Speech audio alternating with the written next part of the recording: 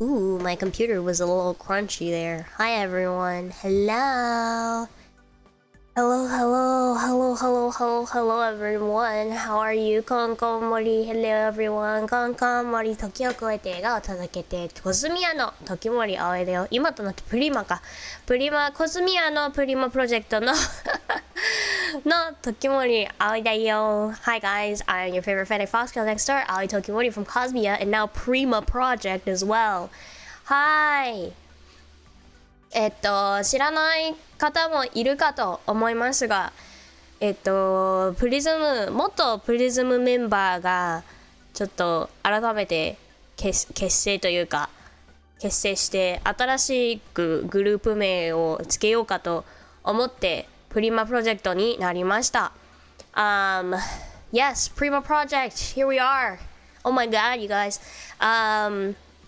For those of you who are a little bit, I shouldn't say late, for those of you who haven't heard, Prism Project members previously known, the people previously known as Prism Project have now rebranded to Prima Project, and yeah, it's kind of a tentative group name. I would say, like, I think it's going to be mainly used as a sort of placeholder for the word X Prism. None of us really, we were just kind of we were kind of like, X Prism is, we all wanted to avoid the word X Prism, which is why we have now become Prima Project. No, it is not. It is not a meme. It is not a meme. It is not a meme. It is real. Prima Project is real. 結成個人のグループってこと。そうだね。まあなんかこれからじゃあプリマとしてやっていくのかといえばやっていくのかもしれないけど、元プリズムっていう単語をどうにかして変えたいなという気持ちで、みんなで決めたグループ名が、プリマでした。そうということで、これからはプリマプロジェクト、ほとんど多分自己紹介挨拶的にもコスミアでいると思うけど、プリズムにいた時の後輩だったメンバーを含めて喋るときは、プリマっていう単語を使うことも多くなるんじゃないかなと思います。Yeah, the connotation with X is kind of like, ooh, so, I would say informal group name is like a very good way to refer to it. So, yes, Prima Project has a nice ring to it. It does. Prima ってどういう意味？意味はあったはずです。あったはずなんだけど、何だったのか、実は私もチャット追ってなくって、ちょっと待って、あるかな、まだ。なんだっけな、どこだっけな。あった。ちょっと私もちょっと、プリマ。プリ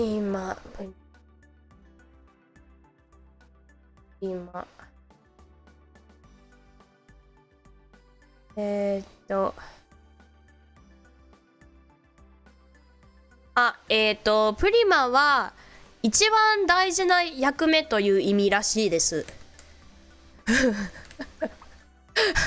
ちょっと自分でも分かんなかったという。This is my first time I've watched on your channel. I love your VTuber model. Thank you so much. Welcome in, new timekeeper. I'm glad that you decided to stop by today. It's square. It is close to Prism, you know. プリズムが前。プリズムが前。英語では一番という、そうだね。割と近い、そうだね。らしいです。なんか一番大事な役目とか一番っていうか一番最初そのプライメートっていう単語とかがあるんだけど英語ではあれもまあなんていうのプレフィックスwhat do you call a prefix in Japanese 覚えてないけどプリマドンナとそうだねMy dumb ass thinking prima was an autocorrect. You know, it's that's okay. That's okay. You know what? Apparently the word prima was on the schedule all weekend at Offkai. No one noticed. I didn't notice. I didn't notice until I was like, I think we were setting up for our panel, and then someone was like, it said prima on the schedule all weekend, and no one noticed. And I was like, oh, I didn't notice. Prefix. 窃盗語そう窃盗語そ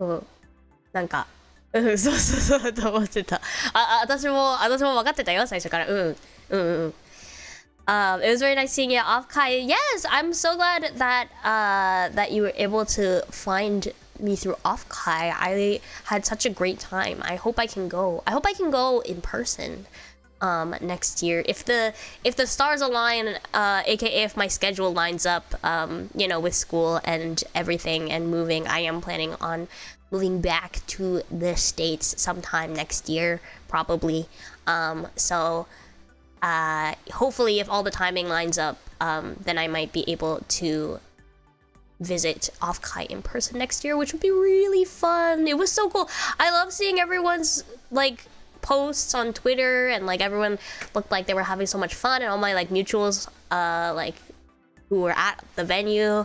I actually got some stuff.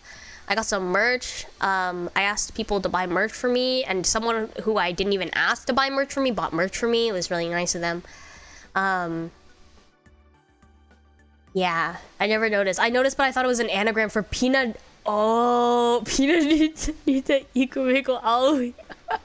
That's smart. That's pretty big brain. This is autocorrect. Yeah, exactly. It does. It could have been a typo. That's what we. Yeah. I think that's what Pina said too. She was like, maybe everyone just thought it was a typo, and I was like, you know, yeah, I guess so. I just wouldn't have noticed. My selective vision would not have noticed.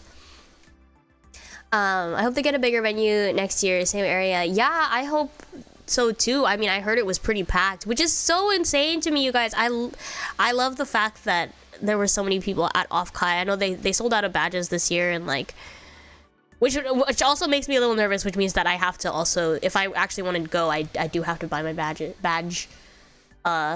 in advance. Hello, good evening. Hello, welcome in. Thank you very much for stopping by.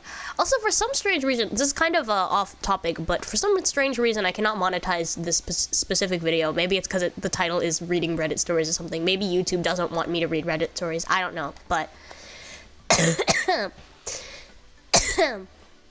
did you get lots of rest after Offkai? I did, actually. I went to bed pretty late, as I usually do, but I did sleep a lot today, and I actually went and ran errands. I did some shopping, and I did the laundry today, too, so I think I've been pretty productive. See, a lot of us love you girls in June. Yeah, oh my god, it really, like, I don't know, like, seeing all the tweets and stuff from the venue made me so happy. And the crowd at the concert, you guys, they were so, oh my god, everyone was so hyped, and there were so many of you. Start feeling bark at the end of the oh my god, the end of the quiz, the VTuber trivia show that Pina was hosting, the panel that I participated in, they were like, okay, you guys, let's all bark at the end, and I was like, oh. That was, I needed to throw away my shame a little bit more for that one. Seeing so many people attend and have so much fun and a very wholesome feeling. I hope you get to attend next year in person. Me too. It was so wholesome. And I love getting to meet everyone at the meet and greet as usual. Like, oh my god, it was so fun. It was so fun getting to meet everyone. And like, and y'all, like, when you put your names, you know, under the camera, because we got to write autographs and stuff. When I saw everyone's names, and I was like, oh, I know hello, hi. It was really nice. It was so nice. It was awesome. We were watching the concert online. Yay! I'm so glad that it was broadcast as well. I hope you all enjoyed the concert. We all worked really hard on it.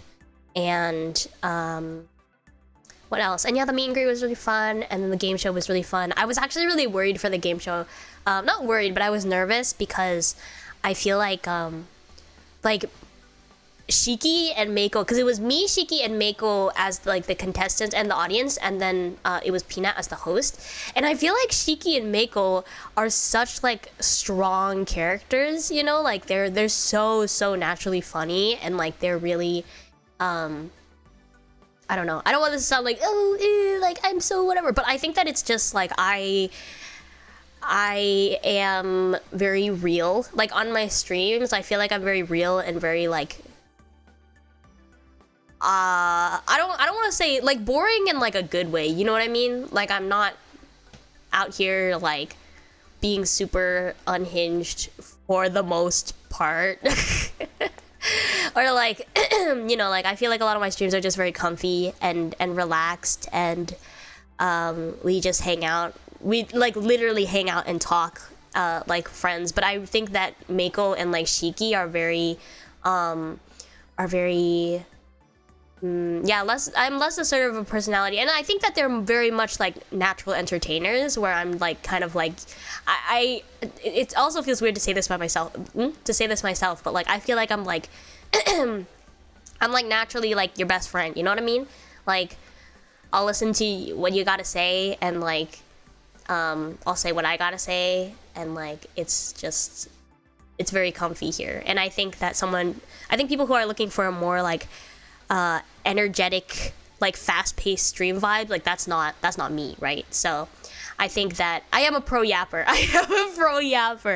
So I'm not so much, I don't feel like an entertainer, but I do feel like Meiko and Shiki are very like strong entertainers. Yeah, I'm one of the boys. I'm one of you guys, you know? I'm just a person. I'm just a person who likes to sing and talk on the internet, you know? But yeah, Meiko and Shiki are so funny. So I was very nervous, actually. I was very nervous for the game show, because I was like, oh, I'm literally just gonna like be there. I'm just gonna be there being like, haha, hi. And I kind of was, but you know, hey, maybe you need some of that. Maybe we need that in our lives. I don't know. Yeah, comfy Aoi and chaotic Aoi. I think like, yeah, I never go like, I don't know, like I do think you're right in saying that, like, even if I am anything I say that is unhinged, like it's still in a very, I don't know, comfy sort of way, you know. I don't know.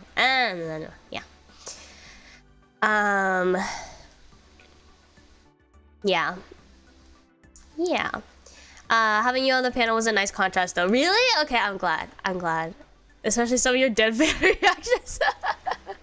Yeah, I'm glad. I'm glad that it added the sort of the calm in the storm, I suppose. Yeah, I was a little bit nervous to be in that specific grouping, but I knew that it would be a good time. And like Pina is so sweet. Bless her heart. Not in like, I don't actually know what Southern people mean when they say bless your heart, but I mean it wholeheartedly. Bless her heart. She is so sweet. Peanut is the sweetest, most innocent, like, person I know. She's so lovely. I love her. Okay. You keep things real. I try to keep things real, so thank you. I'm glad that I wasn't there just being like, huh, you know. ココモリ寝る前に挨拶だけ。おやすみ。おやすみ。来てくれてありがとね。お疲れ。Chaotic neutral. What am I? I believe I am. Oh, I'm something neutral. I forgot what I am. I forgot what my alignment is. Having nothing but active people is fun. You being there seems like it gave a nice balance. From the bits I saw online. Ah, yay! I'm glad. Yeah, because with Nana as well, because Nana is such a big personality at the concert. I was very much there to be her support, especially during the MC she had a lot of like, you know, she had a lot of ideas, and I was just like, yep, yeah, uh-huh. Pina's pure-hearted. She really is. Bless your heart can swing both ways. The mix of personality was a good one. Okay, every group needs that trait, man. That's true. I also realized what it feels like when me and Iku are like, oh my god, I love you, or whatever. Like, cause that's Shiki and Meiko. It's so funny. It's so funny, like, being in the mix of that. Bless your heart used to express genuine sympathy, but sometimes an insult that conveys condescension. Yeah, not that one. Not that one. When I say bless Pina's heart, like, I literally mean bless her heart. She's so sweet. The way you said I am not doing that alone about the marking. Yeah, because like so we all barked at the end of the panel, and we were like, okay, someone gotta count us down, and then I think it was Pina. Pina was like, oh, we're doing it all together, and I was like, yeah, no shit, I'm not doing that alone. The third wheel. I know. I had become the third wheel in that situation. It was kind of funny. Prima love. If it's any consolation, timekeepers are eating well that we get. Oh, yeah. There was a lot of. I'm very glad. I'm very glad there were so many timekeepers at off card. That makes me so happy. Oh my god. Okay. Yeah. When you are one of the front two wheels, it's like. Front two wheels? Yeah, when you're one of the front two wheels, it feels very different compared to being the third one. Bless your heart is a compliment or insult entirely. Wait, inflection? Oh, what is it? Bless you. Ooh, okay, that's interesting. Everyone gets a turn being a third wheel. Yeah, that's true. It's true. Your performance was great. Thank you. I'm so glad that you liked it. I picked Roki for us. We had a few songs that we were deciding between, and I suggested Roki because A, it's a song that I've always wanted to sing with someone, and then B, I think it kind of fits Nana's vibe, energetic vibe, really well. So yeah. Nana had a stream several days ago where chat went quite into detail over Bless Your Heart. Oh my god, really? We're twinning. Grandma Pita, Grandma Aoi. I think I'm heading out. Dinner's about to come by. Aoi-san, take care. Goodbye. Thank you very much for stopping by. I was the third wheel on the shopping cart. Yeah, exactly. On the shopping cart? When you refer to a third wheel, I always thought it meant like, well, because a bicycle only needs two wheels. In my mind, but a tricycle needs three wheels, you know what I mean? Okay, anyway. It was amazing. Oh my god, I'm so glad you liked it. You and Nana sang so well together. Yeah, I like how we blended a lot. Speaking of blend, Iku Pina blend is so good. Who chose Mr. Music? Oh, I voted for Mr. Music. We had a few options. And then we did a vote, and it ended up being Mr. Music, so that was really good. Also good for me because I know the song by heart, so I was like, whew, no need to practice for me. Like, well, you'll hear what it said as an insult. It's like being gifted a bouquet of burned roses. Like, bless their heart. Oh, like they're a little, like someone does something a little like one brain celled, and they're like, oh, bless their heart, like that sort of thing. It's such a good concert song. Everyone was so pumped. Yeah, yes, and that was the other reason. I don't know why I didn't say that first, but yes, I chose Doki because I thought that it probably would be something that a lot of people at Offkai would be familiar with, and something that fit our vibe and would get the crowd kind of pumped, you know. So I'm glad that I was so happy. I was so happy to see the crowd during that during the number, because I was like, oh my god, they're enjoying it! Yay! The tricycles with the giant front wheel. Oh yeah, like so like one of those. Oh, like the one that Billie Eilish, the one that Billie Eilish rides in Bad Guy. Yeah, Offkai, but Offkai was so fun, you guys. So fun. Yeah, the concert was so cool. Oh, you rock. Thank you for the performance. Thank you. Thank you for... I recognize you, clipped the concert and stuff, I think. I may or may not have sent that video to my father. During Noki, there was one person dubbed the Viking guy. Yeah, I saw that. I saw that on Twitter. Oh my god, that was so cool. Apparently, I think they went to Nana's meet and greet. People were cheering loud, a lot of voices went RP after. I want you all to drink a lot of throat coat, drink a lot of hot tea, like fix your voices, but I am very happy to hear that. I didn't even know it was gonna be the archive stream. Yeah, I was watching the audience, the audience feed, so I forgot that it was gonna be streamed on Twitch as well. Aokai had so much alcohol. Really? Actually? That's awesome. Invite me. I mean, maybe I was invited, technically. Technically, I guess I was invited. Dang, what? Are you kidding me?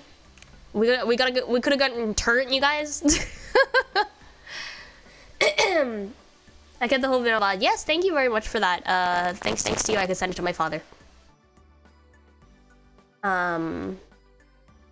Oh, the mic-kun. Ah, oh no, the audio?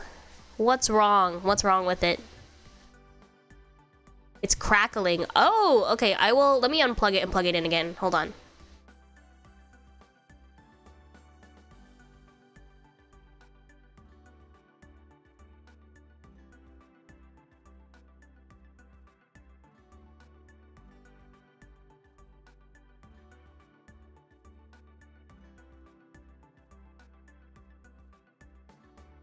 Okay, hopefully it works a little better now. If not, then we have a problem. Especially since we're reading Reddit stories today. I've talked about Offkai for 30 minutes, but today we're actually reading Reddit stories. Due to the venue rules, all the room parties... What? All the room parties gave alcohol for free? What? Are you kidding me? That's insane. That's awesome. What? Dang it, I hope they don't change that next year. It was so neat seeing the themed drinks at Offkai. Oh my god, yeah, wait, I'll make the Prima drinks. I want to make the Prima drinks. Where can I get into that? Where can I be that one? That person. I know there were lots of night parties, especially Saturday. Sunday morning was a lot emptier because people being knocked out. That makes sense. That makes sense. What? Oh my god, that sounds so fun, you guys.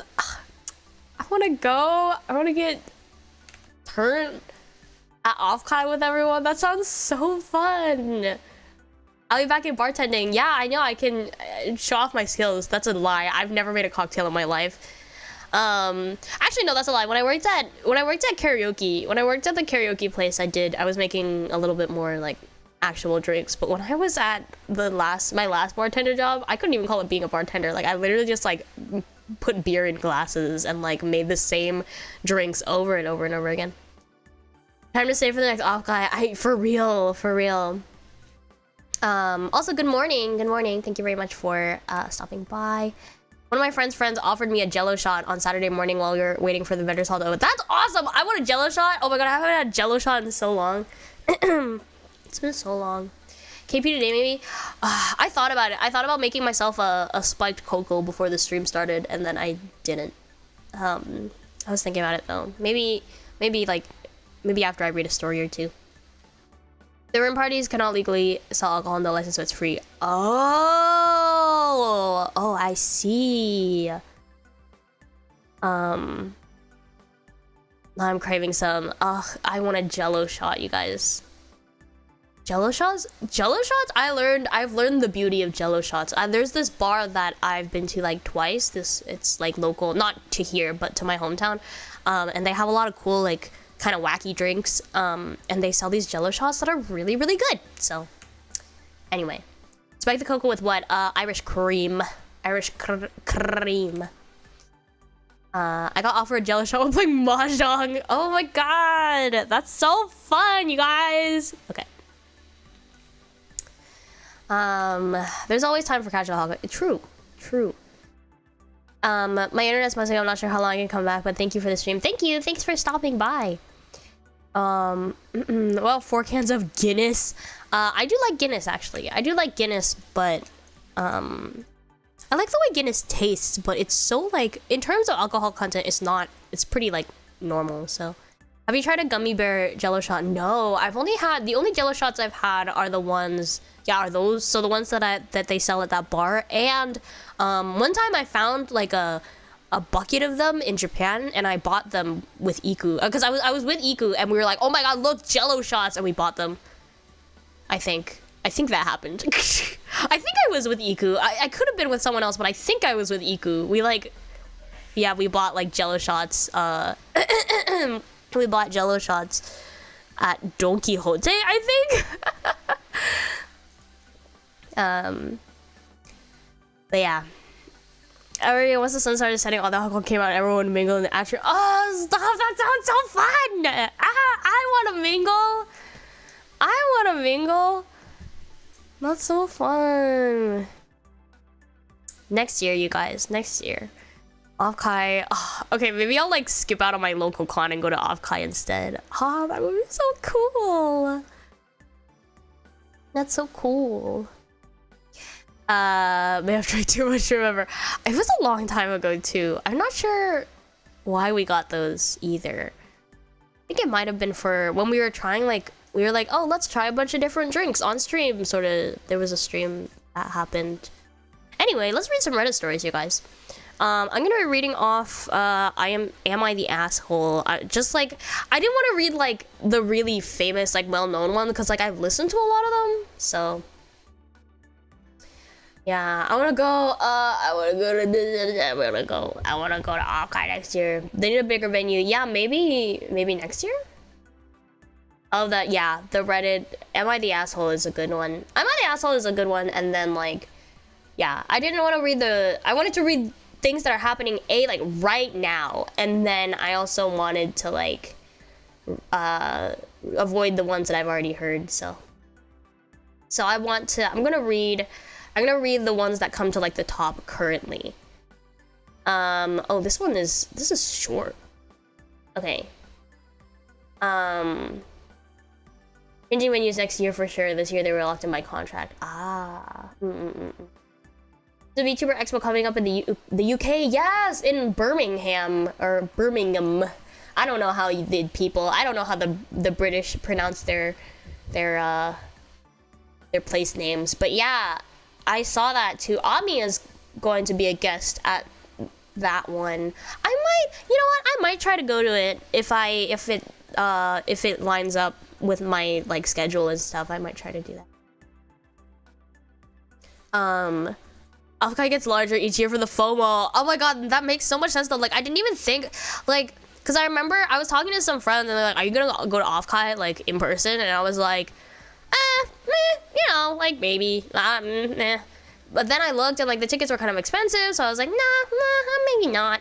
And then I saw everything that was happening on my timeline, and I was like, dang, I should have gone. Got the pronunciation really good. Really? Oh my god, Birmingham. I thought about it because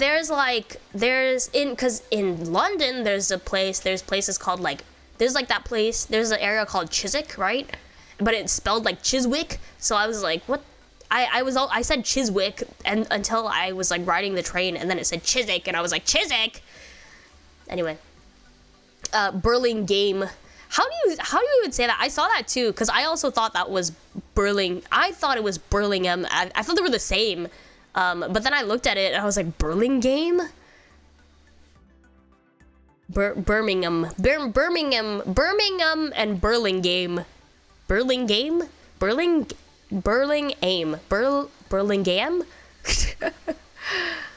Birmingham is a bit of a style and not a place. I figured to fully line up with the VTuber market, so it'll be interesting. A bit of a sty. What is a sty? Yeah, I've never been to Birmingham. Wait, what? Burlingame. So Burlingame and Birmingham. So Birmingham, I've never been to Birmingham, but hey, you know, hey, I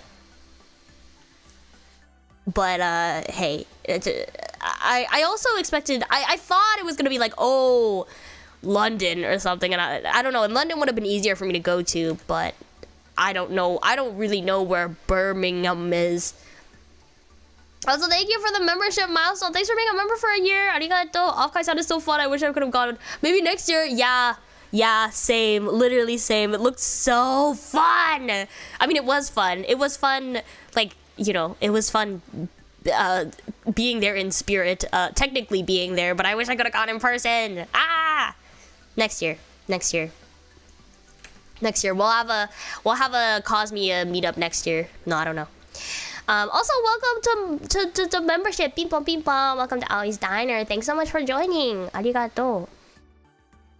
The more you say, I know. Burlingame and Birmingham. Jeez. Okay, let's read some Reddit stories. I should have made today an off-kai Zatsu. I thought about it, but let's see. Am I the asshole? My Jewish roommate is telling me I'm not allowed to use the oven for my food in the apartment we both pay for. He then calls me unreasonable for being upset and feeling disrespected because of it. My Jewish roommate, why is it, first of all, why is it relevant that this person is Jewish? My Jewish roommate is telling me I'm not allowed to use the oven for my food in the apartment we both pay for. He then calls me unreasonable for being upset and feeling disrespected because of it. The apartment came with the oven. It's not his personal oven. Am I the asshole for feeling it's unfair that I can't use what I am also paying for?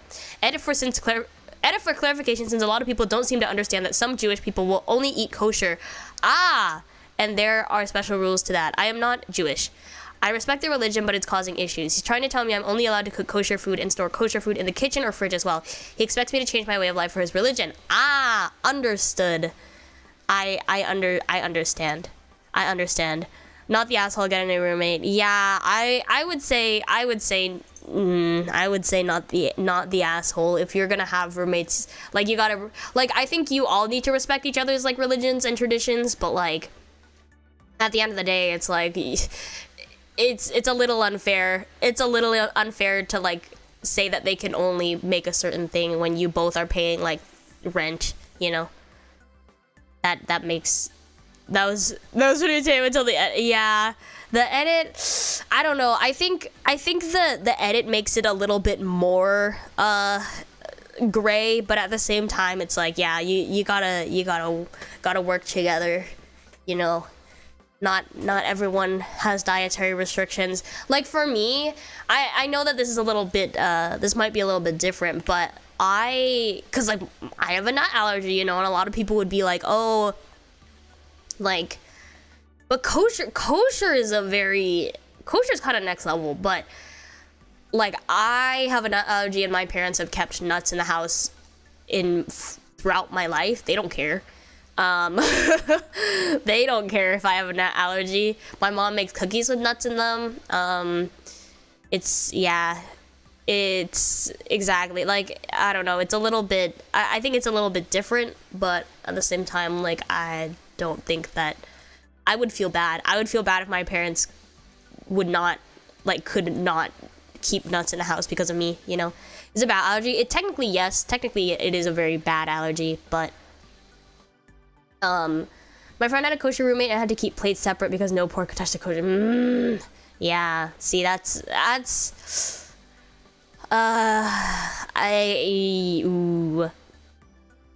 version, yeah, you need to set the boundaries, you know. Kosher's like halal, no pork. Yeah. Kosher, separate plates. Ooh. That's hard. That's hard to, like, I feel like you gotta find, like, a roommate that has, like, similar values in that. Not to say that, like, one is right and one is wrong, but it's like the fact that you can't live together because of this, like, that's, both of you need to find your roommates, you know. Yeah. That can be dangerous. Yeah. Oh, my parents don't care. My parents don't care, and I also don't really. I just make it point to look at the ingredients, you know. My mom makes Christmas cookies every year that just have nuts in them, but she knows that I don't really like cookies to begin with, or like I don't like sweets a lot. So I'm like, can I eat these? And she goes, no, and that's it. My siblings are allergic to nuts and kiwis and stuff, but the rest of the family still eats it. Yeah, not definitely just a very controversial allergy. Yeah, I mean, like, when it's like, I don't know, I would not want to put my food burdens on anyone else. There's another, yeah, not the asshole, I would say. Just get over it. Not the asshole. I'm Jewish, this is not okay. The Jewish flatmate is probably keeping kosher. But that does not give him the right to dictate to you. Exactly. You can't wash them in the same dishwasher. That's a lot. Yeah, definitely not the asshole. Let's see. I'm reading all the recent ones. I like the recent ones because there's stuff that I just haven't seen. Am I the asshole for telling my daughter that she can't go to America? Ooh, okay. If it's life-threatening, yeah, it technically is life-threatening, and my parents just, I don't think they care, which is fine. I mean, it's fine. It's like, I mean, they would care if I actually was allergic to something, but a lot of the times I was like, this says it was manufactured in a factory that has, like, nuts. My parents are like, take a bite. He used to live in an accommodation where I have my own room but share kitchen. I could not stand how noisy and messy the others were. I feel like that's definitely a separate issue. Allergic to shrimp, family doesn't bother with cross-contamination safety. Almost die at least once a year. Oh my god, we are in the same boat. Except I just stay away from things that that seem that they could contain nuts. I don't know.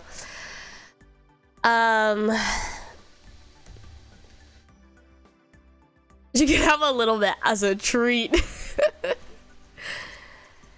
Let's see. My male 50, daughter, female 17, recently bought herself a plane ticket, from the UK to LA. She did not ask for permission, and bought the ticket and is now stating she is going whether I allow her to or not.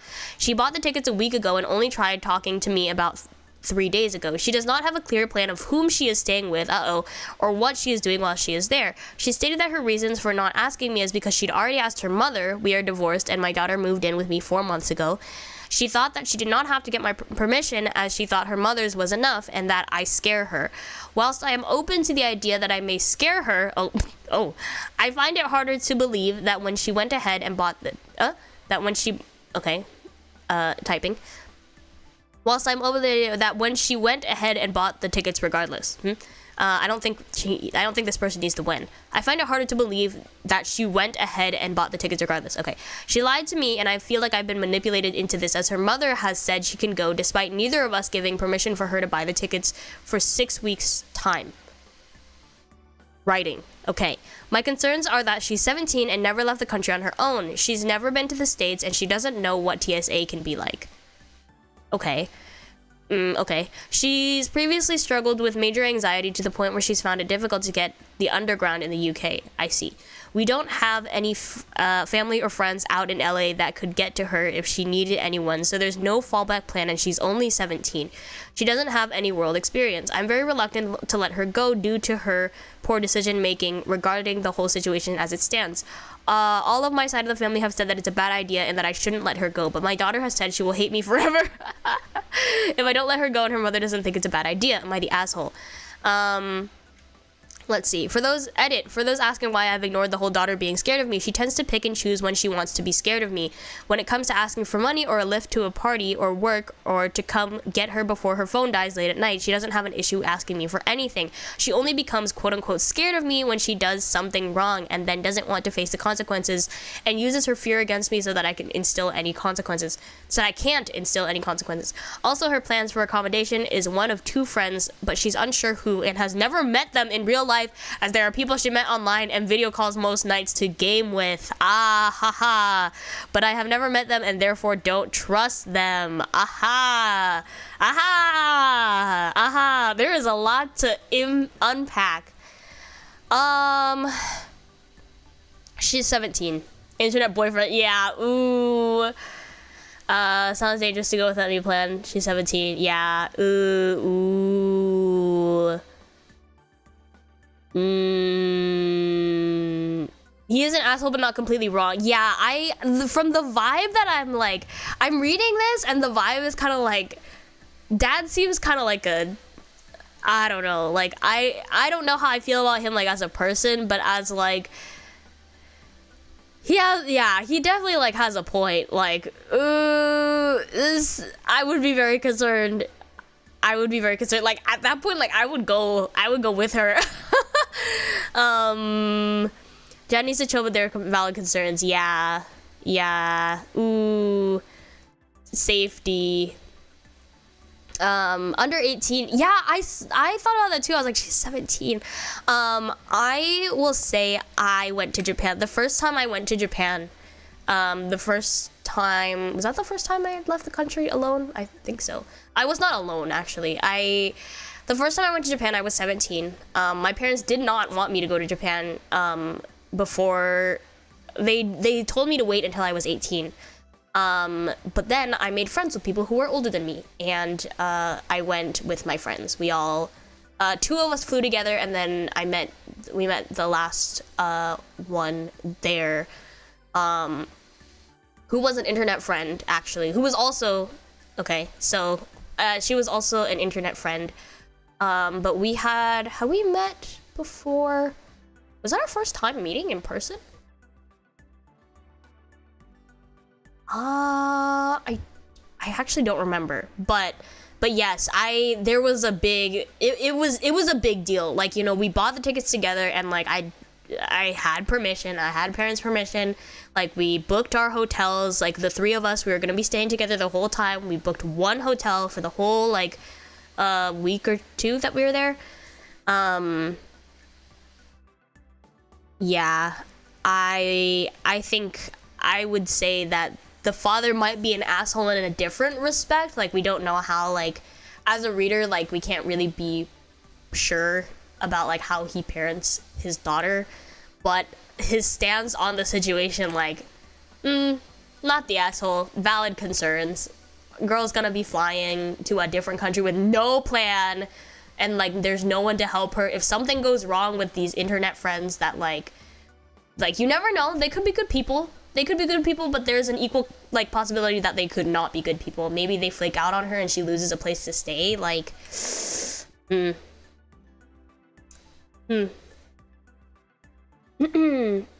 rather go with her. Exactly. I would go with her, too. I would go with her, and I'd go with her because, like, hey, why not? LA, you know? That's, yeah. So I think that if I had, like, if I was in this situation, my parents would not have let me go, and that would have been very understandable. Yeah, and I mean, I understand having internet friends and talking to internet friends, and like being like, oh, I'm gonna come visit you, and then they'll be like, oh, you can stay over, you can crash, like, whatever. But I was like a 17-year-old. I don't know if I would have known what to do if in the situation where I had, like, lost a place to stay. I don't know. Yeah, that's 17. When you're 17, you think you know everything about the world, and you don't, you know. Let's see what some of the comments said. Info, does your daughter maybe have an online boyfriend she hasn't told anyone about? Yeah. She should not go at 17 alone whatsoever, and LA can be really dangerous, parts of it, true. And I got a bad feeling it's a bad idea. Her mother is a moron if she gave permission, if your daughter cannot even get around the underground in the UK. Yeah, true. Bad idea. So what if she hates you forever? Which she won't. Exactly. I love that she's gonna hate me forever if I don't say yes. Like, okay. It's her life we're talking. I'm also wondering with what money she bought the plane ticket like if it was her own money, like how did she get this plane ticket, you know?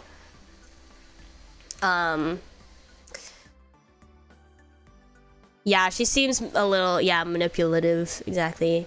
You can't trust people and things on the internet. Then a decade later, they capture fake news. But yeah, it do be like that. It do be like that. But yeah, I mean, I got when I was in elementary school, you know, I got the whole like, don't talk to strangers on the internet. That's dangerous. And then at like 11 years old, not 11, yeah.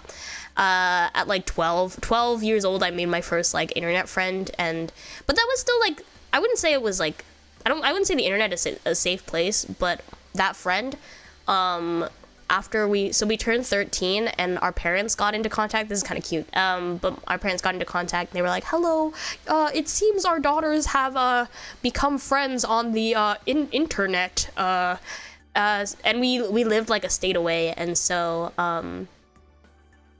her parents like drove her up, and we had a play date. We had a play date, and we're still friends, you guys. We still keep in contact, which is actually crazy. It was very wholesome. But I do know that you can't always trust the internet, so yeah, where's the money? Oh yeah, the internet boyfriend. True, maybe. Is she also a VTuber? No, but she does sing though. She's a very good vocalist. I believe she still does like covers on the internet, and has also been in like a few very, very small like indie films, which is very cool. Very, very cool. But yeah, we got to meet, and like, you know, we're still friends, and yeah.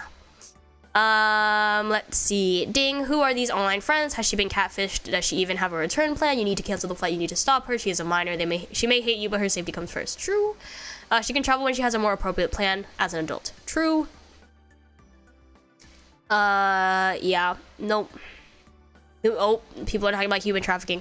Oh, thank you so much, Division. Thank you for the gifted memberships. Arigato. Thank you. For my internet friends. Thank you. Was she even planning on coming back? True. Nice gift. Arigato. Thank you. This is how we afford things without money. The gifting. I basically only have internet friends at this point. Honestly, real. Yeah.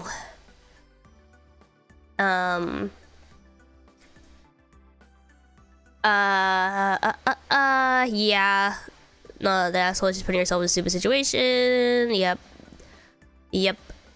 She will be trafficked. Okay, I think it's a little bit of a stretch to say she will be trafficked, but I think it's a real worry. Definitely. I still love the "I'll hate you forever." Like, oh, that's such like a juvenile thing to say. Has no plan. Yeah, the no plan thing is like very scary. This is the plotline of Taken. I've never seen Taken, actually. I just know that she gets like kidnapped, and he kicks ass to get her back. I will find you and I will kill you. Is that from that movie? The bit extreme. Yeah, just reading the group on Discord. No, I mean real, but no. Would I be the asshole? Oh, interesting. Would I be the asshole if I decide to leave because my partner doesn't want to help with our baby? Ooh, okay. Let's see. I am 22 female and I am currently 32 weeks pregnant. I am in a relationship and have been dating my partner for 4 years. Today, my partner and I were talking about the baby, and he was saying that if I am going to nitpick at everything he does with the baby, like I have with our dog, he now says the dog is mine because I didn't let him discipline the dog how he saw fit, then he will give me one warning. Then after that, he will become a couch potato and said he will have nothing to do with the baby if I don't let him do things the way he wants to. Uh-oh. I don't want to come across as nitpicking or anything, but I'm afraid if he's feeding the baby, for example, and I can see it would be better if he lifted the baby's head or was to do something differently, that he would perceive that as nitpicking and then just give up on us. I almost feel like I have to walk on eggshells because I don't want to accidentally say the wrong thing and set him off. I feel like if he did become a couch potato and did nothing to help out, then I would want to take the baby and leave this relationship. But the thought of doing that makes me feel incredibly guilty. We also own a house together too. Oh, jeez. TLDR, my boyfriend said that if I nitpick at everything he does with the baby and I don't allow him to parent the way he wants, he will become a couch potato and have nothing to do with it. Okay. First of all, this is completely unrelated, but I said TLDR to my friend, my very normal white girlfriend. I said... we were like having dinner or like drinks or whatever, and I said, yeah, so TLDR, and she was like, what? She like stopped me and she was like, what did you just say? She was like, I don't know what that means. And I was like, oh no, I'm on the internet. Am I on the internet too much? Anyway, communication, communication, question mark? Yeah, that's, they sound like they need relationship counseling, definitely. Am I not normal? I thought TLDR is common. I thought TLDR was common too, but I think when you're like chronically offline, when you're chronically offline, you just like don't know, I guess. I feel like I have to be there to have an opinion on this one. I figure parenting / relationships are a mutual thing. If a person is saying their way of the highway, huge red flag, definitely. It's like, ooh, like you gotta listen. You gotta listen to each other. But I am a little bit curious about like what is nitpicking. Like the example this person gave was like, oh, if I see him holding the baby and I think that it could be better to hold the baby's head, then I'll say something. It's like, well, okay, like. And it's all about like how you say those things. Like when you have to live every day with like you're doing it wrong, you know, like that's also that can like hurt a person's like mental, but that doesn't really give you enough reason to become a couch potato and like stop helping like altogether, right? So it's like, ooh, there's a lot of ambiguity. Exactly. Yeah.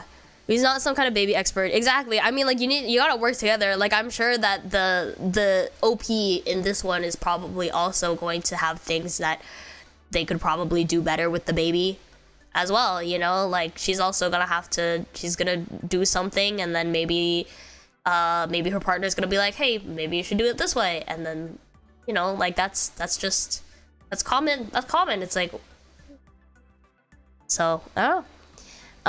Her life situation doesn't seem easy. A single parent never has it easy. True. And then they have a house together. Like, ooh. I got scolded for leaving my plastic baby on a cold desk in health class. Raising kids, stuff. For real, exactly. Like, you gotta be ready. You gotta be ready to like change the way that you're doing things. You know, like you can't be too stubborn when it comes to that kind of stuff. If someone's telling you that maybe you should do it this way, like there's a reason why they're saying that. So a baby's also different from a dog. True. Hello, Awowi. Hello, welcome in. Thanks for stopping by. Woof woof, bark bark bark. The dog, yeah, is so infuriating. I mean, like, she didn't let him train the dog as he saw fit. Like, what does that mean? Like, was he hitting the dog? Like, how was he training the dog, you know? That's also like a question. I feel like it's definitely hard to say, but the attitude of I'm not going to listen to you if you nitpick something is not a good attitude to have in general. So I would say like a tentative, not the asshole. Poor guy might just want to teach the dog tricks. Exactly. But yeah, I'm gonna say tentative, not the asshole, but like there's a lot of details that would need to be like elaborated on. Just tell him that if he becomes a couch potato, you'll give him one warning, or else you'll replace him with an actual potato. Okay. If he has been violently disciplining the dog, save time and just leave. True. The comment. OP, come on, this is not a healthy relationship. If you have another family in the same area, move now so you aren't trapped in the area of your partner's. He's not a winner. Okay. Why did you decide to have a child with the man when you can't even agree together on how to raise a dog? Did you think a child would be easier? I definitely did not think a child would be easier. I fell pregnant around the same time I got the dog, and it really opened my eyes, even though he claims it will be different with a baby. Ooh, uh-oh. Doesn't sound like you're prepared. Yeah, ooh. What kind of discipline? Everyone's like, how did he discipline the dog, though? Hi, Ellie. Hello. Welcome in. Thank you for stopping by.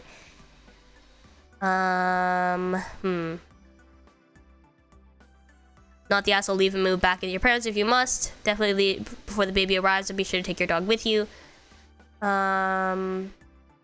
an animal abuser. Oh, did someone say, uh-oh. I think OP said something about being physically abusing the dog. Uh-oh. Maybe. I don't know. I must have scrolled past. He'll neglect the baby. It looks like a pretty not the asshole verdict here. In a comment, she said that he will shove the dog's head in a hole. Whoa. Oh, uh-oh. Okay. Leave right now. Leave right now. Oh, jeez. Uh-oh. Run. Were you reading the stories? I'm literally going down the Am I the Asshole subreddit. Leave. Okay. Am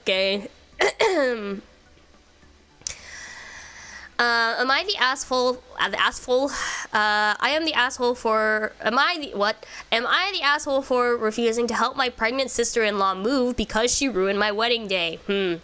I, 30, male, recently got married to my wife, 28, female. Our wedding had been planned for months, and it was a beautiful ceremony. However, during the reception, my sister-in-law, 26, female, announced that she was pregnant. This led to the attention of our day completely shifting to her. Ah, okay. She even had a big reveal with balloons and everything, which really put a damper on our special moment. Uh-oh. Fast forward a few months, my sister-in-law and her husband need to move into a new house. They asked me to help since she is now 6 months pregnant and it's hard for her to lift heavy things. I politely declined, citing that I am busy with work and other commitments. My wife understands my feelings and supports me, but my in-laws are furious and calling me unreasonable and vindictive. They think I should forgive my sister-in-law and that I am acting immature by not helping her. However, I still feel hurt about how she took over our wedding day and think she shouldn't expect me to just be ready to help her now. So, am I the asshole for refusing to help my pregnant sister-in-law move because she ruined my wedding day?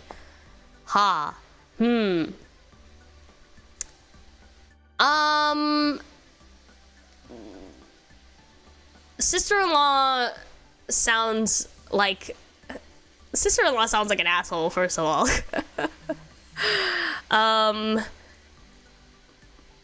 But also, thank you so much for the donation. I just noticed that. I just noticed it because it like came in. I also see that it was really high up on my screen. There we go. Thank you.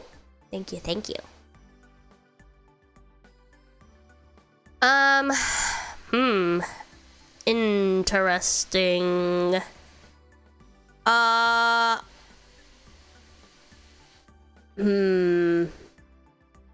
Wedding drama. Are you the asshole for refusing to help the sister-in-law?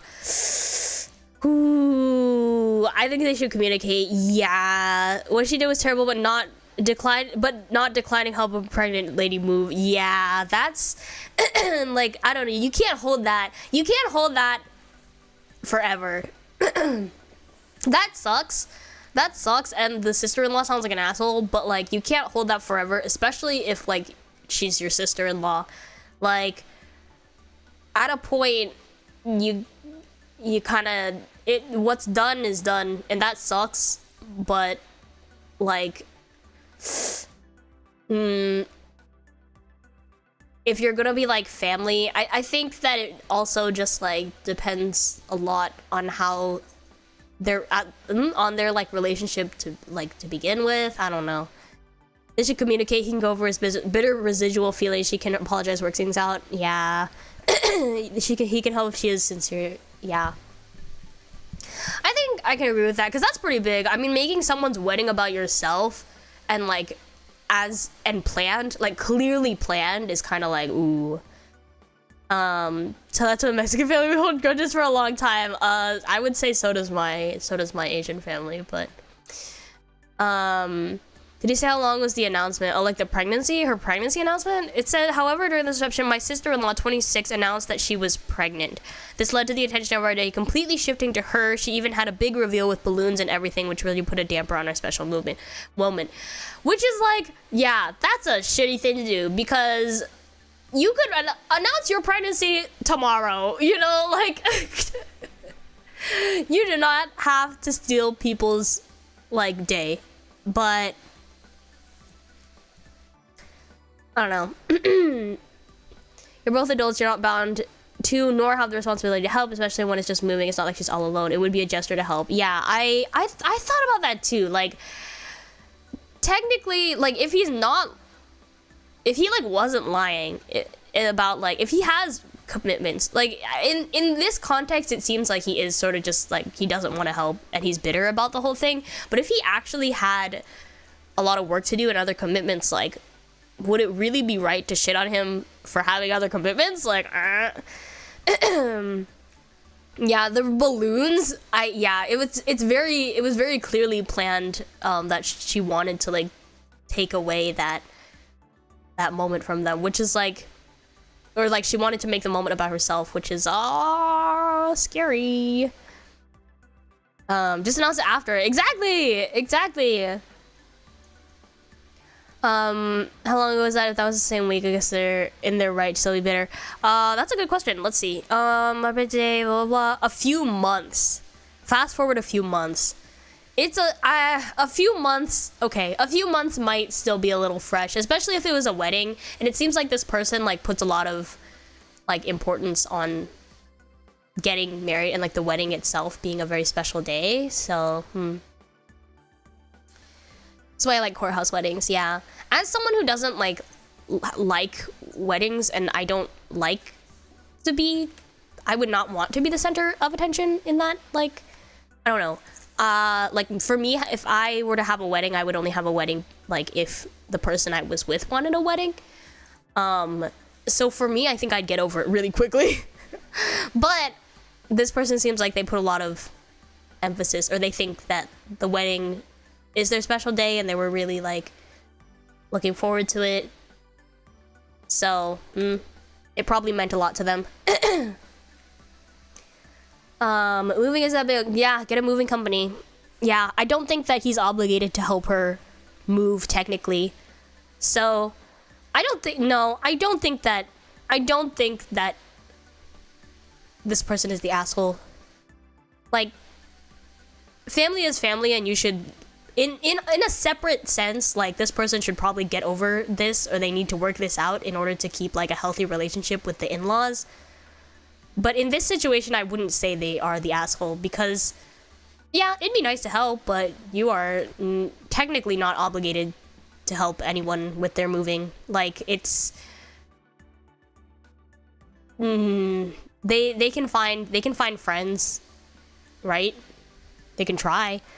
They can, they can ask other people. The wedding KP is the wedding bar. I'm excited to go to, like, a friend's wedding. I'm excited to go to a friend's wedding and, like, have fun there, but not my own. No, thank you. I can't see spending, like, 5 digits on a wedding. Yeah, and it seems like it was, if someone really cares about their wedding, then they're gonna spend more money on it. So, yeah. The wedding's a lifetime event and it's fresh. Can't redo it either. Yeah, I'd probably say not the asshole. Yeah, the asshole. The asshole.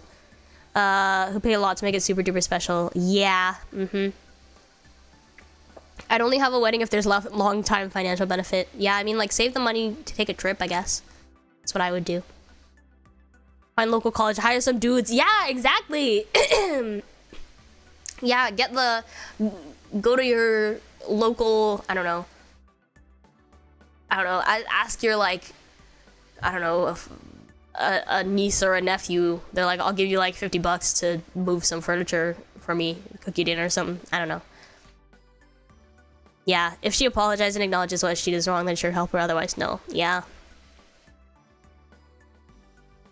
Yeah, I mean, it could be, there could be some weird miscommunication, I guess. I mean, like, normally I don't think you would try to steal someone's spotlight at at their own wedding, but, you know, I would definitely give opportunity to, like, apologize and smooth things over, because, like, your in-laws are gonna stick with you for the rest of your life, assuming that you stay together, so.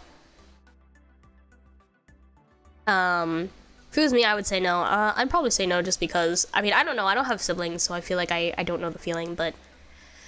your sister-in-law ruined her sister's wedding day with her pregnancy announcement. Who the fuck drops balloons for their announcement at someone else's wedding? Yeah, she can hire a moving company. Is it petulant? Yeah, maybe, but it's most certainly deserved, and your in-laws can help her move if they're so upset.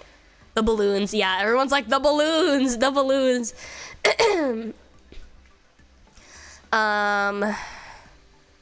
Let's see. Whenever someone is placing expectations on you like this, they're just trying to control you. It's easier to just turn the tables and reframe the problem. Why aren't they helping if they're so concerned? Then don't entertain any deflection. That's true. If they're so upset about OP not helping with the move, then they can do it.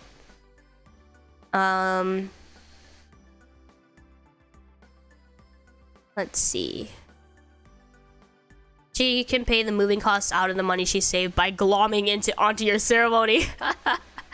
I'm sure she saved a bundle. Pointed out to them how they didn't have to rent a venue, didn't have to decorate, find the guests. They probably saved hundreds, thousands.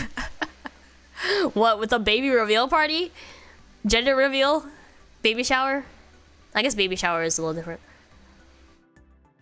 I think it's time OP has a serious discussion with her husband about how much to be involved in their sister-in-law's life. Yep. OP is the husband, yes. Not the asshole. They can hire movers or ask friend or family. You can decline. Help is free from a heart. You don't have that for her. It is what it is. You are not vindictive. You have just set boundaries about not helping people who have disrespected you, your wife, and your wedding. I might send her a box of balloons with the notes. You forgot these at our wedding. Wow, they might help you with the furniture now, but I am petty sometimes. That is a little petty. I will say that it's a little petty. But yeah, the wedding, that's true. The wedding, like, can't be, you know, the wedding can't be done over, so. Your throat okay? I'm getting over, like, so I had a cold. I had a really bad cold a few weeks ago, and it's finally, like, calming down, but I still have some, like, congestion. Yeah, let's not burn bridges. Yeah, I would not burn that bridge. I would not burn that. It's like sister-in-law, you know, like in-laws, like, let's at least be, like, civil, I would say. If you can have that conversation, have the conversation, but, like, if not, stay out of their business and just, like, be civil when you meet, you know? The extra petty. Ooh, this one has a lot of upvotes. Wait, okay, let's read this one first. Am I the asshole for leaving my husband after he accused me of cheating? 2 hours ago, you guys. I, 32 female, and my husband, 34 male, dated for 2 years, married for 4 years. For context, I have lived a wonderful life with him and felt really happy these 6 years. I gave birth to my wonderful baby Lucy, fake name, 2 years ago. She has my eyes and the shape of my nose. She is a little tanned, as one of my relatives have tanned skin. My husband, or soon-to-be ex-husband, believed that our baby can't be tanned as we are both white. This might sound a little racist, but I truly respect everyone, and it doesn't matter what skin color they have. I should have seen this as a red flag, but I was blinded by love back then. I don't know what happened to my husband, but for some reason he demanded a paternity test, stating that the baby isn't his. I was in shock and didn't know what to do. After he left for work, I started crying because of the betrayal and heartbreak. I felt like the man I met 6 years ago isn't him anymore. Fast forward, we did the paternity test. The results came out, the baby is his. I told him I wanted to keep my distance from him. I told him that I don't want to see him anymore after he betrayed me. I filed for divorce a month ago. When he received the papers, he blew up my phone. He said I was overreacting. I want advice from other people who have been in similar situations. What should I do? Am I the asshole for filing for divorce? Quick edit. We aren't white, just white colored. English isn't my first language, so I'm sorry for any grammar mistakes. Update, I know it's only been 1 hour, but after reading the comments, there has been many misunderstandings, which I want to clear. This person clearly does not speak English as their first language. Okay. For those who think she doesn't look like her dad, that is not true. She has his hair and ear shape, other features, which I don't want to say for safety. For the people who suggested couples counseling, I did suggest it before when he distanced himself from me and Lucy. Also, in these months, I realized that there were many red flags that I didn't see in him. He wasn't supportive during my pregnancy. I understand it might have been due to work, but I already filed for divorce. For those who say I should wait, hope this cleared misunderstandings.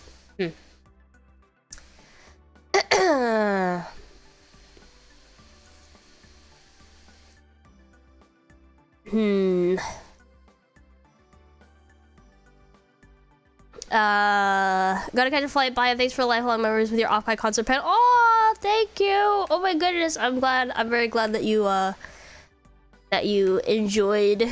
I hope that your flight, I hope that you have a safe flight. Thanks for coming to Off-Kai. Can you display the story? I'm reading on my phone, and also I'm scared of like I don't know if there are ads on Reddit.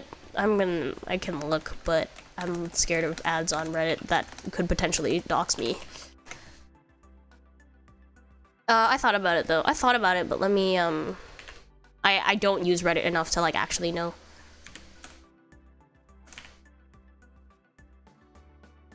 Am I the asshole?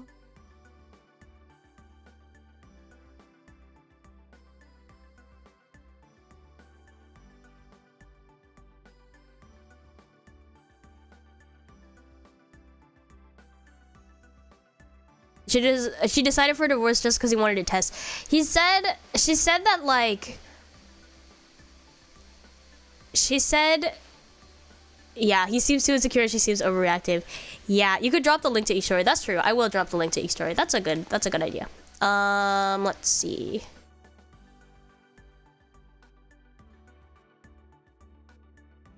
Here's the link to this story.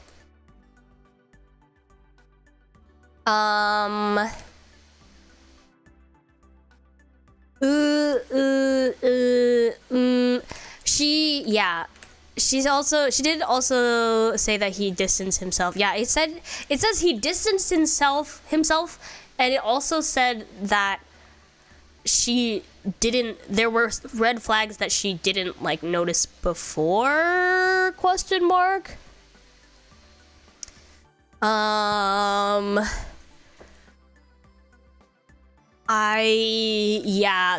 They both kind of seem like wrong.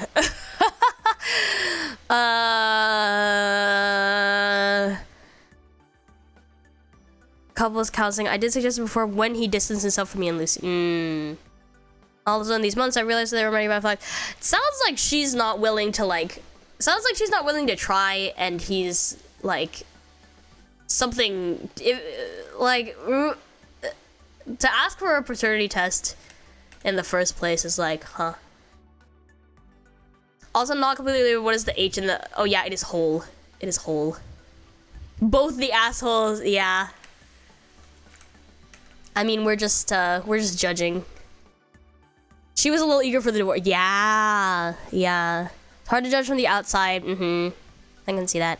Coming from the kid whose father believed I wasn't theirs as well. He pulled my hair at night for a paternity test. I begged my mother to leave him. You're doing the right thing. Perhaps told him his overreaction to the child's lineage was highly uncalled for and triggered your action because you aren't going to live with a bully. He has shown himself irredeemably to not be the person you thought you were married.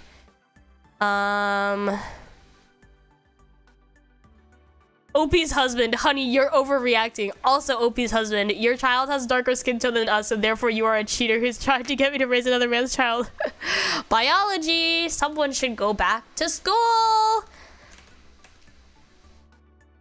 It could just be the final straw. I mean, like they're saying they noticed all these red flags, so it could just be like a lot of small things that